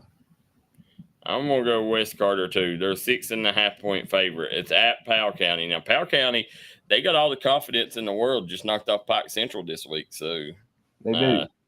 Prestonsburg versus Pike Central. Jesus, that's a good one. Yep. I think Prestonsburg in that one. Yeah, I'm going to take Prestonsburg. I'm going to say Prestonsburg stays undefeated. But, listen, I can tell you right now, this is a game where I could very well see Pike Central pulling that upset. I could too. Yeah, and we will be doing that game. Oh, really? Yeah. So Joe says that Phelps had 4 touchdowns on special teams. Wow, okay. Yeah. That's really good. And listen, Phelps, guys, you ain't seen – listen, Phelps has got a chance to be really good because, next year they got a kid that's coming up in middle school that is a nightmare. But he's not getting to play this year because Phelps don't have a football team in middle school. Oh, so he's having to sit out, but his name's Trey something. This kid is phenomenal, but he's going to be a superstar on Phelps. So Warren, Ohio versus Paintsville. It's at Warren.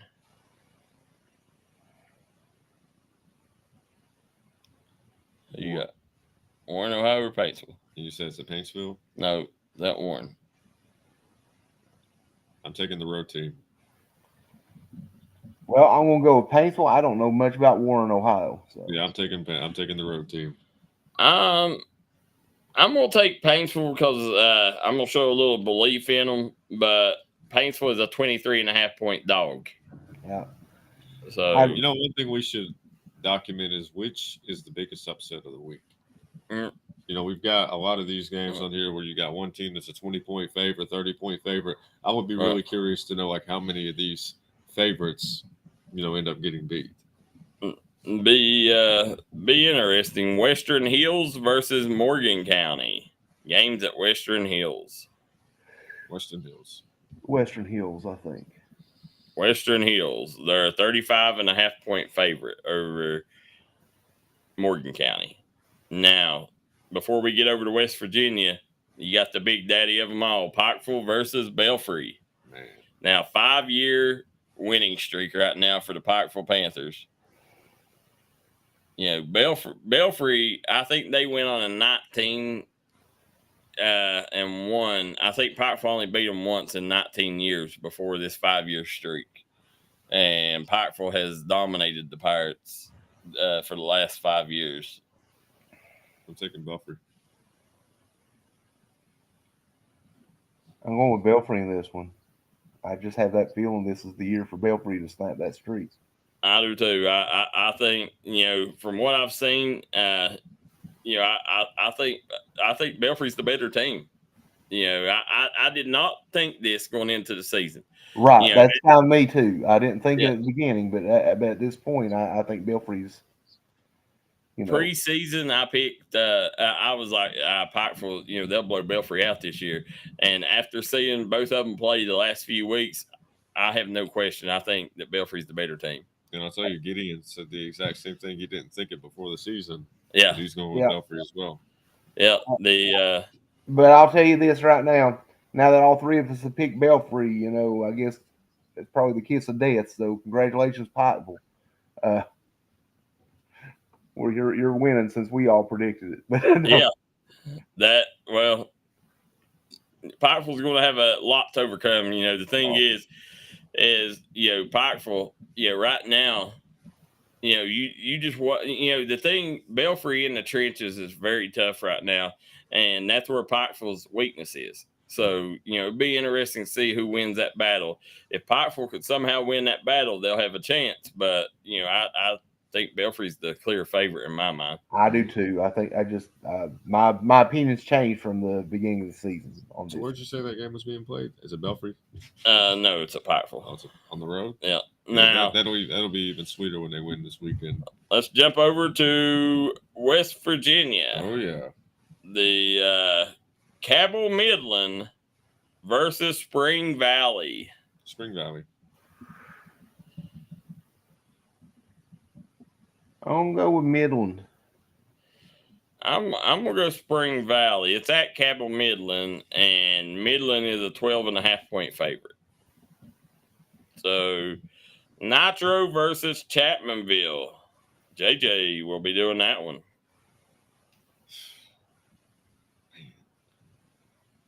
I'm going with Nitro on that one. I'm gonna go with Nitro. I'm gonna go Chapmanville at home. I'm gonna say they pulled the upset. I like Chapmanville a lot, though. I mean, they got a really good running back. They got two good quarterbacks, actually. So remember that, Chapmanville folks. When JJ's calling the game, he picked against you. Hey, I'm doing that to give you motivation. Chapmanville's a 6.5-point dog. Strictly motivation. Take it personally, and then whenever you do win on Friday, you can hit me up and say, you know what? It's your fault. You're the We told you so. Yeah. Independence versus Scott. Scott.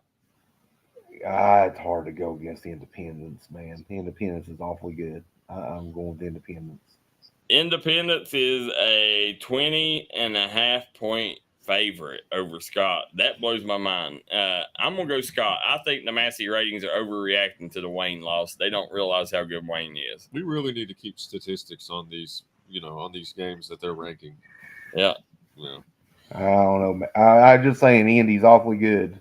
Yeah, keep that screenshot that you have, and then come Monday when we get the scores, we can be like, okay, how many of these games did they get right? Polka is a 14.5-point favorite over Logan. Who do y'all got? Polka.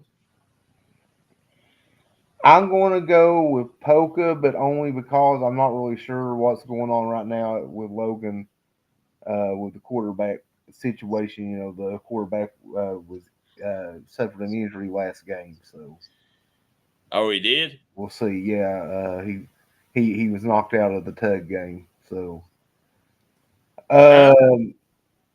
But we'll see how that goes. I'm gonna go Poker just because I don't know what his current status is. Well, now Gideon says Logan, and now if they give me 14.5 points, Gideon, but I gotta go straight up. Yeah, I'm gonna go Logan. I'm gonna take Brian Atkins and Logan. I think that Logan's a better team. I think Logan has been hampered with penalties. I think they've killed themselves. I think they're a better team than people give them credit for. I think they are too, and I think they're improved from last year as well. So I'm taking Logan in that. Most teams usually don't schedule a homecoming game against a really good team. So I mean, you might have a point, Darryl. I mean, Winfield versus Wayne. Wayne. That's a tough one. This is a real tough one. You know what? I'm going to roll with it here. If Wayne's as good as I think they might be, I'm going to go with Wayne. I'm going to go with Winfield. Not a bad pick. Winfield's a 14.5 point favorite. West Side versus Pikeview. Who you got, Bradley? Or JJ? I mean, I'm not that handsome, you know. That's Brad. Yeah. I'm gonna go with West Side. Just you know, they've been dominating for the last couple of games. I mean, I don't see them losing anytime soon with the way they're playing. I think West Side by as much as they want to. Yeah, that quarterback is the real deal. Yeah, I think. Well, you know what Tupac says. West Side is the best side. Yeah, I'm about to say he said a lot of things. I'm gonna go with West Side in this one. I was gonna say hit him up. What's the spread on that one? Huh? What's the West spread Side on is a 39.5 point favorite. I'm not even sure if that's big enough. Yeah, and now saving the best for last. Our Logan Bank and Trust game of the week. Yeah. Mingo Central versus Man. I gotta go. Not literally. Because I was stretching, but I gotta roll with Coach Jones and Aiden and Jacob. I mean, those are my two favorite players, and I'm not picking against Coach Jones. I'm going with Mingo Central, especially it's at home as well. I think that they're figuring a lot of things out, and I think they're going to be even better this weekend. Well, you got Bradley. This is a tough one. I think this is almost a coin flip, right? Yeah. That's how I look at it. Not according to Massey ratings, it ain't. No, Massey probably not. What the spread is? But I want to guess what the spread is. What? I'm going to say Central by 18. I'm going to go with Mingo Central, but I wouldn't be shocked I wouldn't be surprised at all if Man wins it. But we're getting true pick 'em. So I'm going to go with Mingo, but just because it's at Mingo. I'm going to go with Mingo too in this one. I think that, they got something clicking last week. I think that Aiden Burke's getting more comfortable at quarterback. I really think this is a game where Mingo Central can really take advantage of Dylan Vance on the ground. But I do think the Massey ratings, for some reason, they are the biggest Mingo Central homers that they are. Massey ratings has them 23.5 point favorite. I said 18. Yeah. Yeah. Well, I'll tell you what Massey does too. Massey takes the previous year into account, and that information doesn't get fully cycled out until you get later into the year. Like I counted that they could be taking into consideration the performance that Man had against Westside, because didn't Westside beat them? But Mingo Central in the Tug and in the Westside game, they was a 36 and a 39.5 point favorite in them two. Oh wow! Yeah. So I mean, it's Massey. Massey is one of those things that it looks really good at the end of the year. They can go back and say, like, this is how the teams look. The teams rank out really well when it comes to predicting. They can be really wild, especially early in the year. But you'll see around weeks 7, 8, those will look pretty good. We're going to take a quick commercial break. When we come back, we're going to give our Survivor Series pick. So make sure you guys come right back and join us here on the Startup Morning Shows. We got one more segment left. Come right back and join us. Pick your Survivor Series pick with us. Ready to rev your engines and hit the trails on October 10th through the 13th at the 23rd National Trail Fest in Gilbert, West Virginia. With miles of award-winning trails, sanctioned drag racing, live music, and thrilling poker runs, there's nonstop excitement for everyone. Indulge in mouth-watering food and discover unique finds from our vendors. Located in scenic southern West Virginia, it's the perfect escape from it all. Bruce Walters Kia. By now you know Kia is a great vehicle, and you know they come with a 10-year, 100,000-mile warranty. So why should you buy from Bruce Walters Kia? At Bruce Walters Kia, we're going to change your oil for free for life. And what you do with that money you save is up to you. Come check out the 2022 Kia Carnival and the 2021 Kia Sorento. Only at Bruce Walters Kia in Pikeville. Or shop us online at brucewalterskia.com.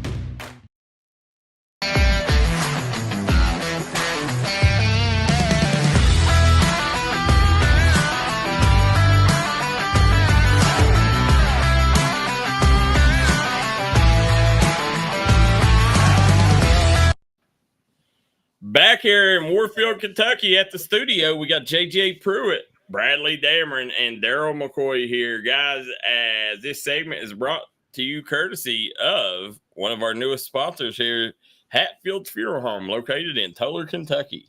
Hatfield's Funeral Chapel. It's home. It says chapel on the... It's home. Okay, we'll go with it. Listen, you go ask anybody in Belfry where Hatfield Funeral Chapel is, they probably wouldn't be able to tell you. But if you tell them Hatfield Funeral Home, that's how it's down totally. Been in business for over 54 years. 54 years. And some of the finest folks. And listen, it kills me to say that a Hatfield is a fine folk, but Dave Hatfield is one of the finest. He's a good man. Yes, he is. So, guys, as he's putting the McCoys in the ground, man. That's it. Yeah, he's wearing us out, man. But as we're sitting here, trying to bring up the schedule again, and guys, we want to take and real quick as I bring it up, I'm going to read a couple of y'all's comments off here as. Gideon Jarvis says, give me the points in that Mingo Central game. The Chris Bishop says, must win game for Mingo.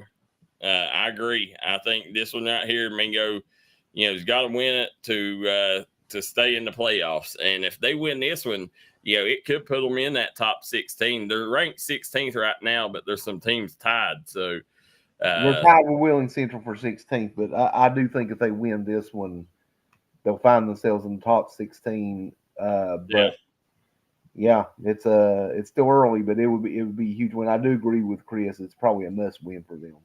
Joe Kinzer said Pikeview for the upset. Pikeview for the upset. Yeah. That'd be an upset, Joe. That's you have more faith in Pikeview than I do. Yep. So as we sit here and bring them up here, guys, Survivor Series pick. All right, guys. What game is JJ picking this week for your Survivor Series? Jesus. I thought about Prestonsburg versus Pike Central and then Mingo Central versus Man. You're going with the hard ones. I know those are two of the I'm tough trying ones. to survive. I'm not trying to fight it out every week. Yeah, I'm not going to be conservative. I like to gamble, so I'm going to take Mingo Central.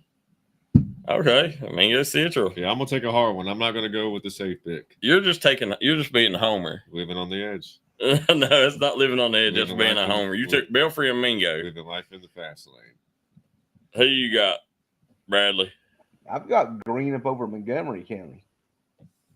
That is probably the best one to pick. Green up over Montgomery. I would say is probably one of the best picks. I am going to take. Let's see here. I'm gonna take Letcher Central over Wise, Virginia. How safe of a pick was that one? Letcher Central is a 35.5-point favorite. Come on now. Yep. We need to make it interesting. That is interesting. 35-point favorite. And guess what? Me and Bradley's going to be doing next week. We're going to be, we're for sure going to be picking next week. You may not be. JJ, you have about a 50-50 chance to continue. The whole point of the Survivor is that you continue, but you can't take that team later. It's not to make yourself look like some. Yeah. I'm still going to go. You're not playing Madden here or anything. I still have faith in Mingo Central. I was going to take Pikeville over Belfry with hopes that that's still not a good with hopes that I jinx Pikeville with hopes of jinxing it, but I'm taking Central. All right. I would say actually, that probably the three best ones are probably the Greenup, the Letcher Central, and then Highlands over Raceland. Now, my boy Gideon Jarvis in the comments section, he's saying the future needs to make it 14 points or less favorites to make it interesting. Well, then none of us would have our picks because then JJ couldn't do his either. Yeah. Come on now. Well, I guess make it 20 points. Like, make it because we've got some 35-point favorites, some 37. Like, make it, 20 points. Also, Gideon, have you ever studied the Massey ratings? They're wild, man. So I don't know how good that is. But, and I tell you what we'll do in following weeks. Maybe add some modifications. We'll have a guest picker come in and pick their Survivor Series pick. That should be fun. It will be like college game day, man. Yeah. Yeah, that's what we'll try. We'll try to take and get some guests on, and but as you look at your Survivor Series, I really think at the end of the day, and we have Joe Kinzer on with us. Joe, we're going to have you as a guest picker this week on Survivor Series. Okay, cool. And you got to pick a guaranteed win. Do you think you got that in you? I will try my best. Okay, tell us who you are picking to win this week. Do you need me to run you off the list of games, or do you know them? I need for you to run me off the list. Okay, so here we go. Joe Kinzer. We have Ashland Russell versus Russell. Breathitt County versus Hazard. Harlan versus Eastridge. Lawrence County versus Harlan County. Fairview versus Greene, Ohio. Betsy Lane versus Floyd Central. Greenup County versus Montgomery County. Highlands versus Raceland. Johnson Central versus Don Community versus North Laurel. Clay County versus Leslie County. Letcher Central versus Wise Central. Mason County versus Rowan County. Martin County versus McGoffin County. Perry Central versus Shelby Valley. Knott Central versus Phelps. Pikeville versus Belfry. West Carter versus Powell. Prestonsburg versus Pike Central. Warren, Ohio versus Paintsville. Western Hills versus Morgan County. Cabell Midland versus Spring Valley. Nitro versus Chapmanville. And Independence versus Scott. Polka versus Logan. Mingo Central versus Mann. Winfield versus Wayne. And Westside versus Pikeview. And Mingo Central, are they on the list? Yeah. I could go the east route, build Polka over Mama Mater, the Logan Wildcats, or Raceland, get beat by Highlands. But my Stone Cold Survivor Series pick of the week, Man over Mingo Central. Ooh. Wow.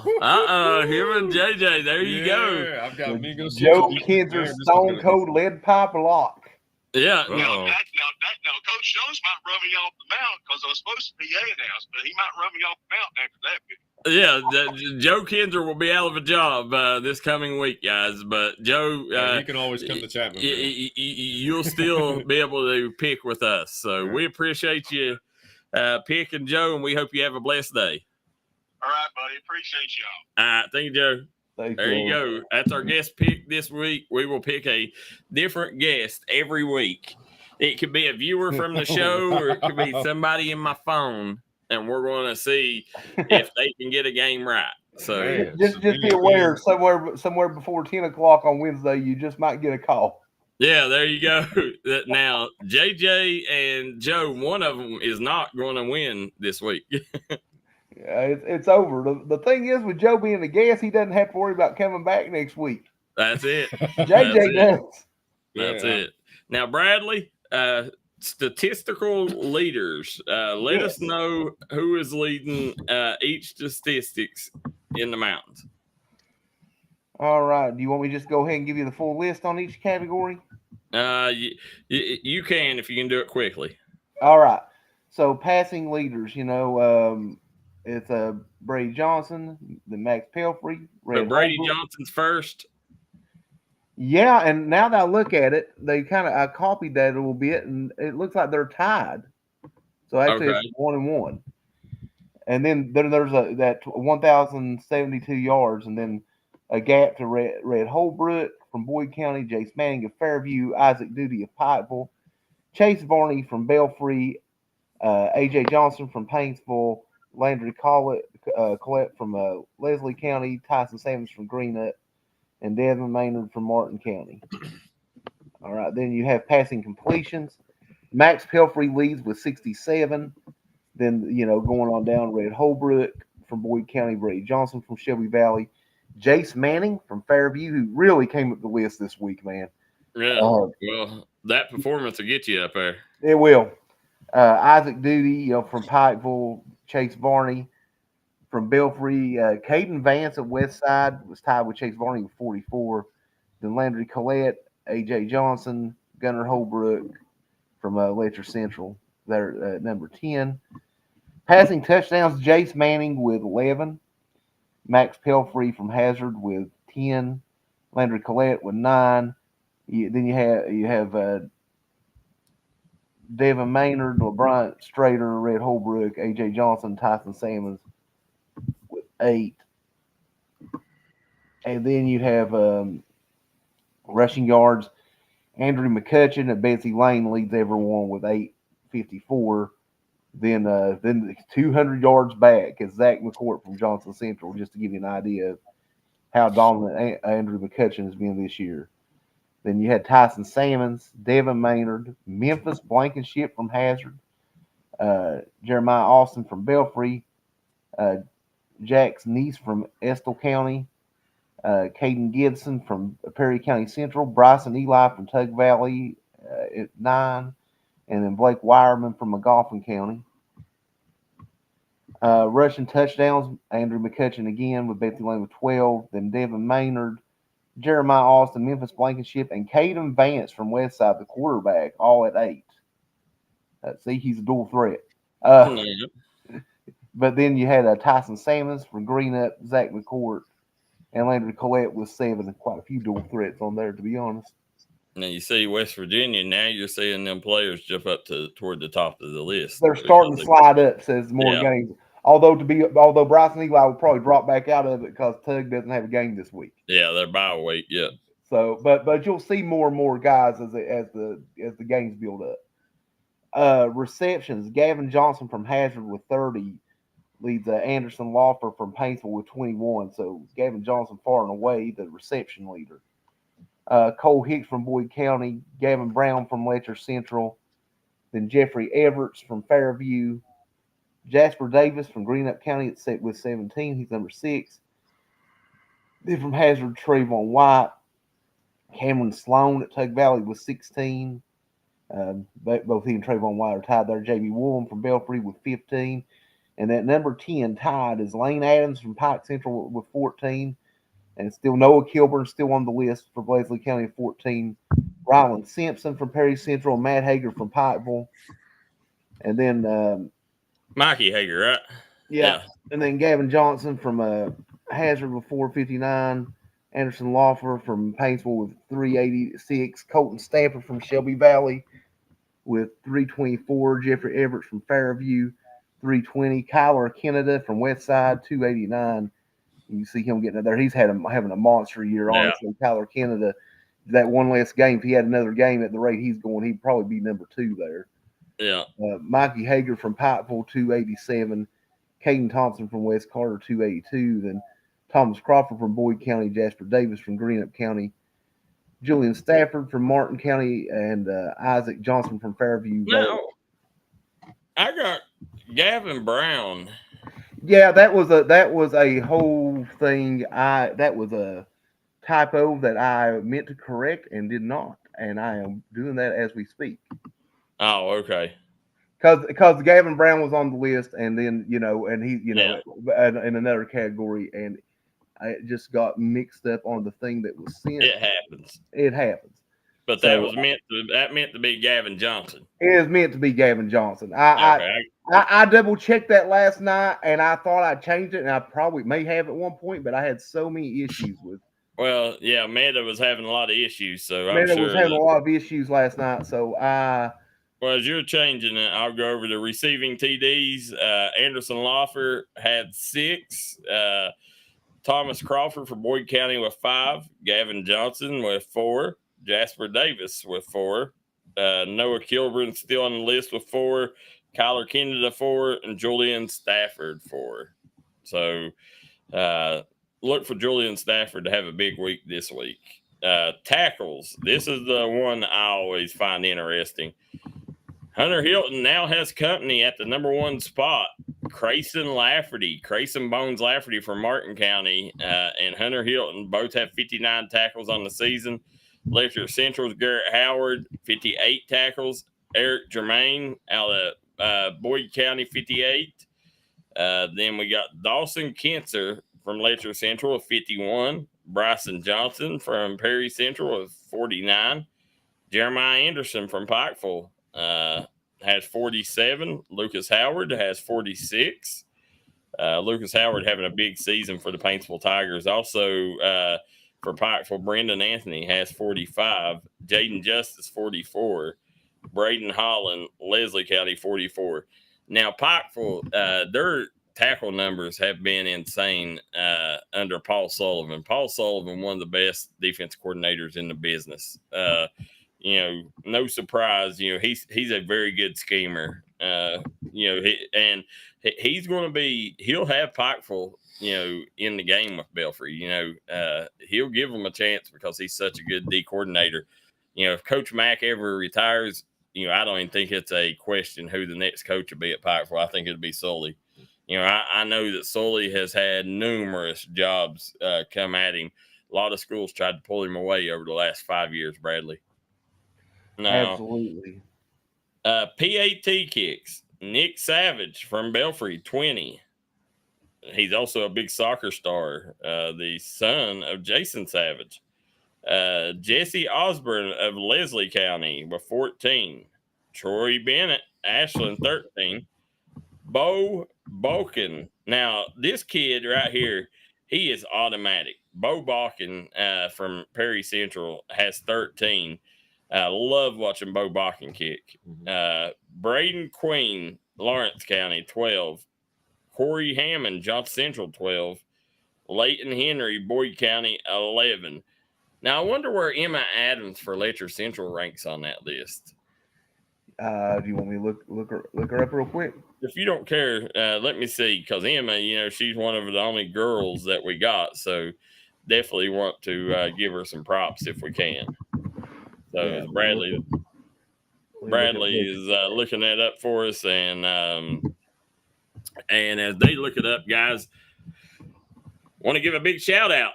Prestonsburg's Audrey Prater picks up an offer from KCU, Kentucky Christian. So big shout out to Audrey. That's terrific. Audrey, for you guys that don't know Audrey, last year during the postseason, she was the shocker. she stowed the show last year and, ended up taking and, leading Prestonsburg, I'm thinking to the semifinals, I think, of the region tournament. Oh, wow. She helped upset Lawrence County Floyd Central in districts. This girl coming into the season, she will be one of the number one contenders for Region Player of the Year in Kentucky. Wow. Yeah, I Oh, mean, that's really- Audrey, just a special kid, special player. Love watching anytime that you get a chance to watch Audrey. She's a young lady that deserves that offer. She would fit good in that KCU system. And I just wanted to, first of all, she's a fantastic player. I did want to bring up Emma Adams has 8 PAT kicks this year. Okay. So Emma had 8, had a chance to kick the game-winning field goal. Man, I think a lot of people, that would have been a great story if she could have got that to go through. Let's see. And do you have the other signing there, Darryl? Yes, I do. Tell us about it, Bradley. JC Gold from Boyd County, softball star phenom, really. Finished her sophomore year, batted .412 with 10 home runs, 40 RBIs, 52 runs scored, and I'm remembering that from memory. But she signed with Marshall. That was her first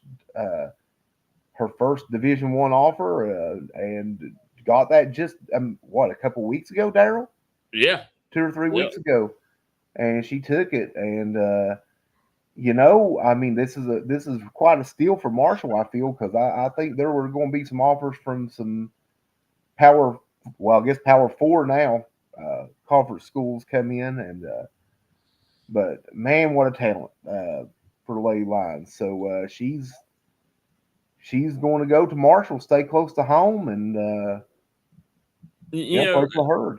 I think there's a couple things. We're seeing more and more girls that are committing and staying close to home, because one thing I've noticed in especially the last year, a lot of girls are wanting to, stay close to home and really get on to the next portion of their career. That's, Marshall is right across the river. She lives in Boyd County, plays at Boyd County. So, I mean, we're talking 15-minute drive, 20-minute at the most. She can drive over to her home and do laundry. That's it. And the other thing, Bradley, is it being that close, I don't know any of the ins and outs, but I would say that there's also Marshall she's got a sister that's pretty good. So I could see Marshall saying, hey, this is a place where you and your sister possibly could play college ball together. Yeah, I mean, I could see that too, because her sister's also really good. Well, wait. What? I don't know if they could play together, because her sister's an 8th grader, right? So she's a sophomore, so they would. I mean, or JC's, they can play together. Yeah. 2 years, right? Yeah. So, but that's something that I think right now, there's 2 rock stars in mountain softball. I think that's JC Gold and Molly Fawn, Bradley. I agree with you. And I tell you, it's going to be. It's going to be pretty fun to watch how that goes over the next few years. And I tell you, we have some coming up. Don't forget, a lot of those girls from that Logan Little League team from a couple years ago that went to that won the West Virginia softball state title, and then won a game in the the Little League playoffs and stuff. There's some girls from that Logan team going to be playing coming up at Logan, Chapmanville, and Tug Valley over the next few years. So I think we'll see some of those names come up too. I think you could too, and I don't know, that's something, that we're going to have to talk a lot more about to other sports on this show too. A lot of good volleyball going on right now too. Paintsville, if you have not seen Liv Maynard from Paintsville, she is a beast. A lot of good volleyball talent right now in the mountains. So, hopefully we can talk a little bit more about that on the show and give some of them scores and stuff on a daily. Let's see. Tug Valley Week 3 rankings. Number 2 in the WSSAC. Number 2 in Metro News. Number 3 in the Coalfields. So big rankings there for Tug Valley football. Off to a really good start this year. I'm interested in seeing, do they get enough votes to climb into the D&D Mountain Top 10 this week? You know, that's going to be a story in itself. You know, Tug Valley, you know, that they're one. You know, I know there's a lot of pressure and a lot of people expecting them to be in the top 10, but you know, our coverage area is so large. We got so many good teams. You know, I mean, when Tug Valley jumps in it, you know, it's going to be hard for them to get in it. You know, so I'm interested in seeing if this is the week that they finally do crack it. If they get up there with, you know, 10 of the big boys in our coverage area, then they're really doing something. Yeah, and just so people remember, our coverage area is really big, and we have a lot of, you know, 3A, 4A schools and all that too. Yeah. And we have a lot of voters from different places. Yeah. So that's the thing, you know, and you know, so if you crack our top 10, that means that, you know, you're pretty darn good. Yeah. Even if you receive votes on our list, you're good. You're pretty good. You're a pretty good team. Yeah. So guys, that brings us to the end of the show. We want to thank you guys at home for tuning in. Guys, this will be the last show we have until Monday morning. So make sure you stick around tomorrow night, crunch time. We will have it kicking off at 8 p.m. So make sure you tune in for that, as well as next Monday. We will be right back here, 8 a.m. You know, ready, bright and early, ready to get you caught up on all the comings and goings from the weekend. If you got stories that you would like for us to talk about, send them to one of us personally, or you can send them to the page, ever how you want, and we'll make sure we get to it. If there's something you think that we are missing. So want to make sure that went over everything here real quick, and I think we did. Oh, no. Last thing going out. Want to get your thoughts on, guys, rock stars can sometimes be a little hectic, and Bradley's a rocker himself. As a true metalhead. Yeah, Bradley's a metalhead. And Bradley, have you ever heard of Jane's Addiction? I have heard of Jane's Addiction, yes. All right. Can you name me who their two most notable members are? I'm not very good with that. Well, I'll tell you. Have you ever heard of Perry Farrell? Yes. All right. Have you ever heard of Dave Navarro? Yeah, I knew Dave Navarro. You know. Yeah. There's actually a couple more that's pretty famous in the band now. They're kind of more of an ensemble type thing. Yeah. Yeah, you know, like what was the one when Slash and all of them combined? Velvet Revolver. Yep. Yeah. See, I know my music too. There you go. Yeah. JJ, wait a minute. Who was the lead singer?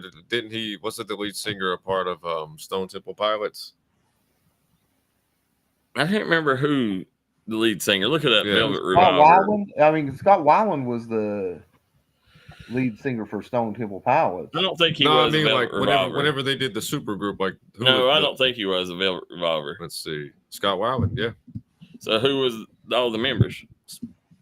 The Slash, Duff McKagan, Matt Sorum, Dave Kushner, and Scott Whalen. Hey, so there we go. Scott Weiland was a great vocalist, man. One of those rockers that partied too hard and went out too early, too soon. Yeah. So here we go. We're going to bring it up.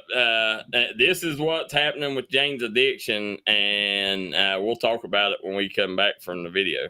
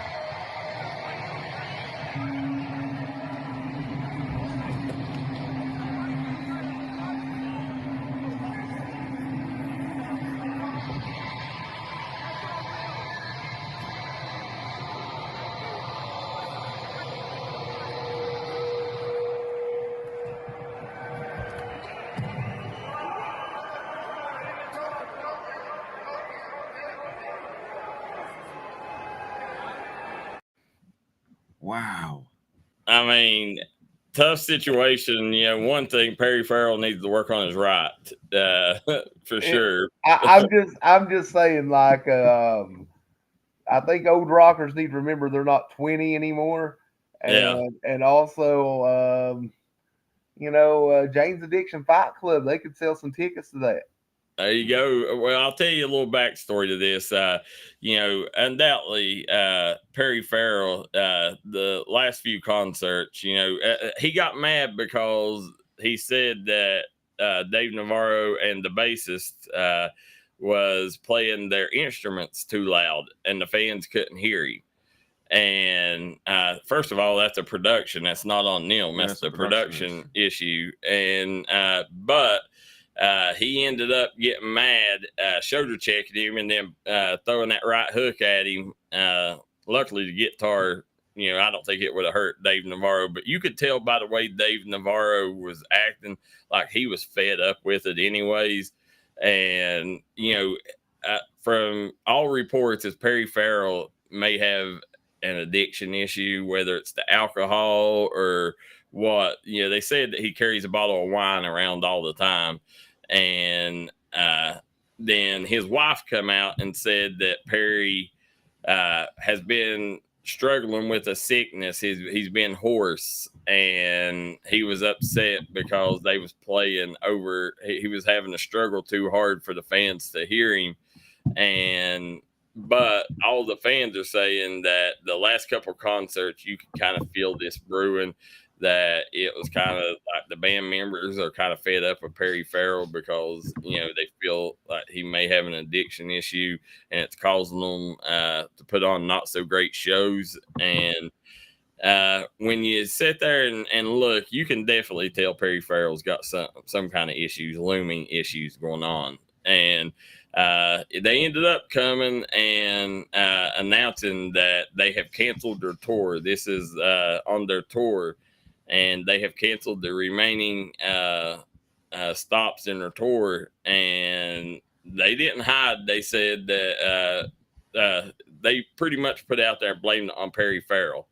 And so, you hate to see it, because they could have really capitalized on this, and if they could have felt, and I'm sure that they probably, the band members probably care about Perry Farrell. So, they, probably are like, well, can we trust that Perry, is going to stay sober and going to do this, or do we go on and continue to, allow him to take chances? I'd say they're probably wanting to cancel it, maybe get him in rehab, something like that. But, just tough situation there for Jane's Addiction. Yeah, man, that is rough. So, man, Bradley, do you ever party that hard? Like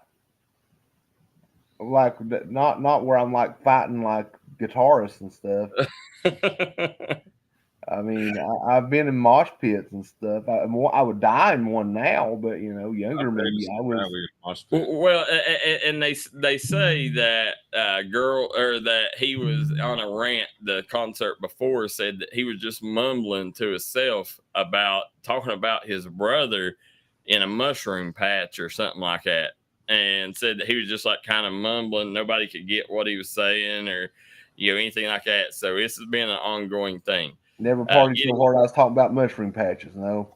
Yeah, Gideon Jarvis says one word, drugs. I agree with you. And Carl Whitey Little says Molly Farm is really good. And we agree, Whitey. All right, guys, we're going to take and get off the show here. We want to take and make sure everybody gets out to your local high school football field on Friday night. Support them boys.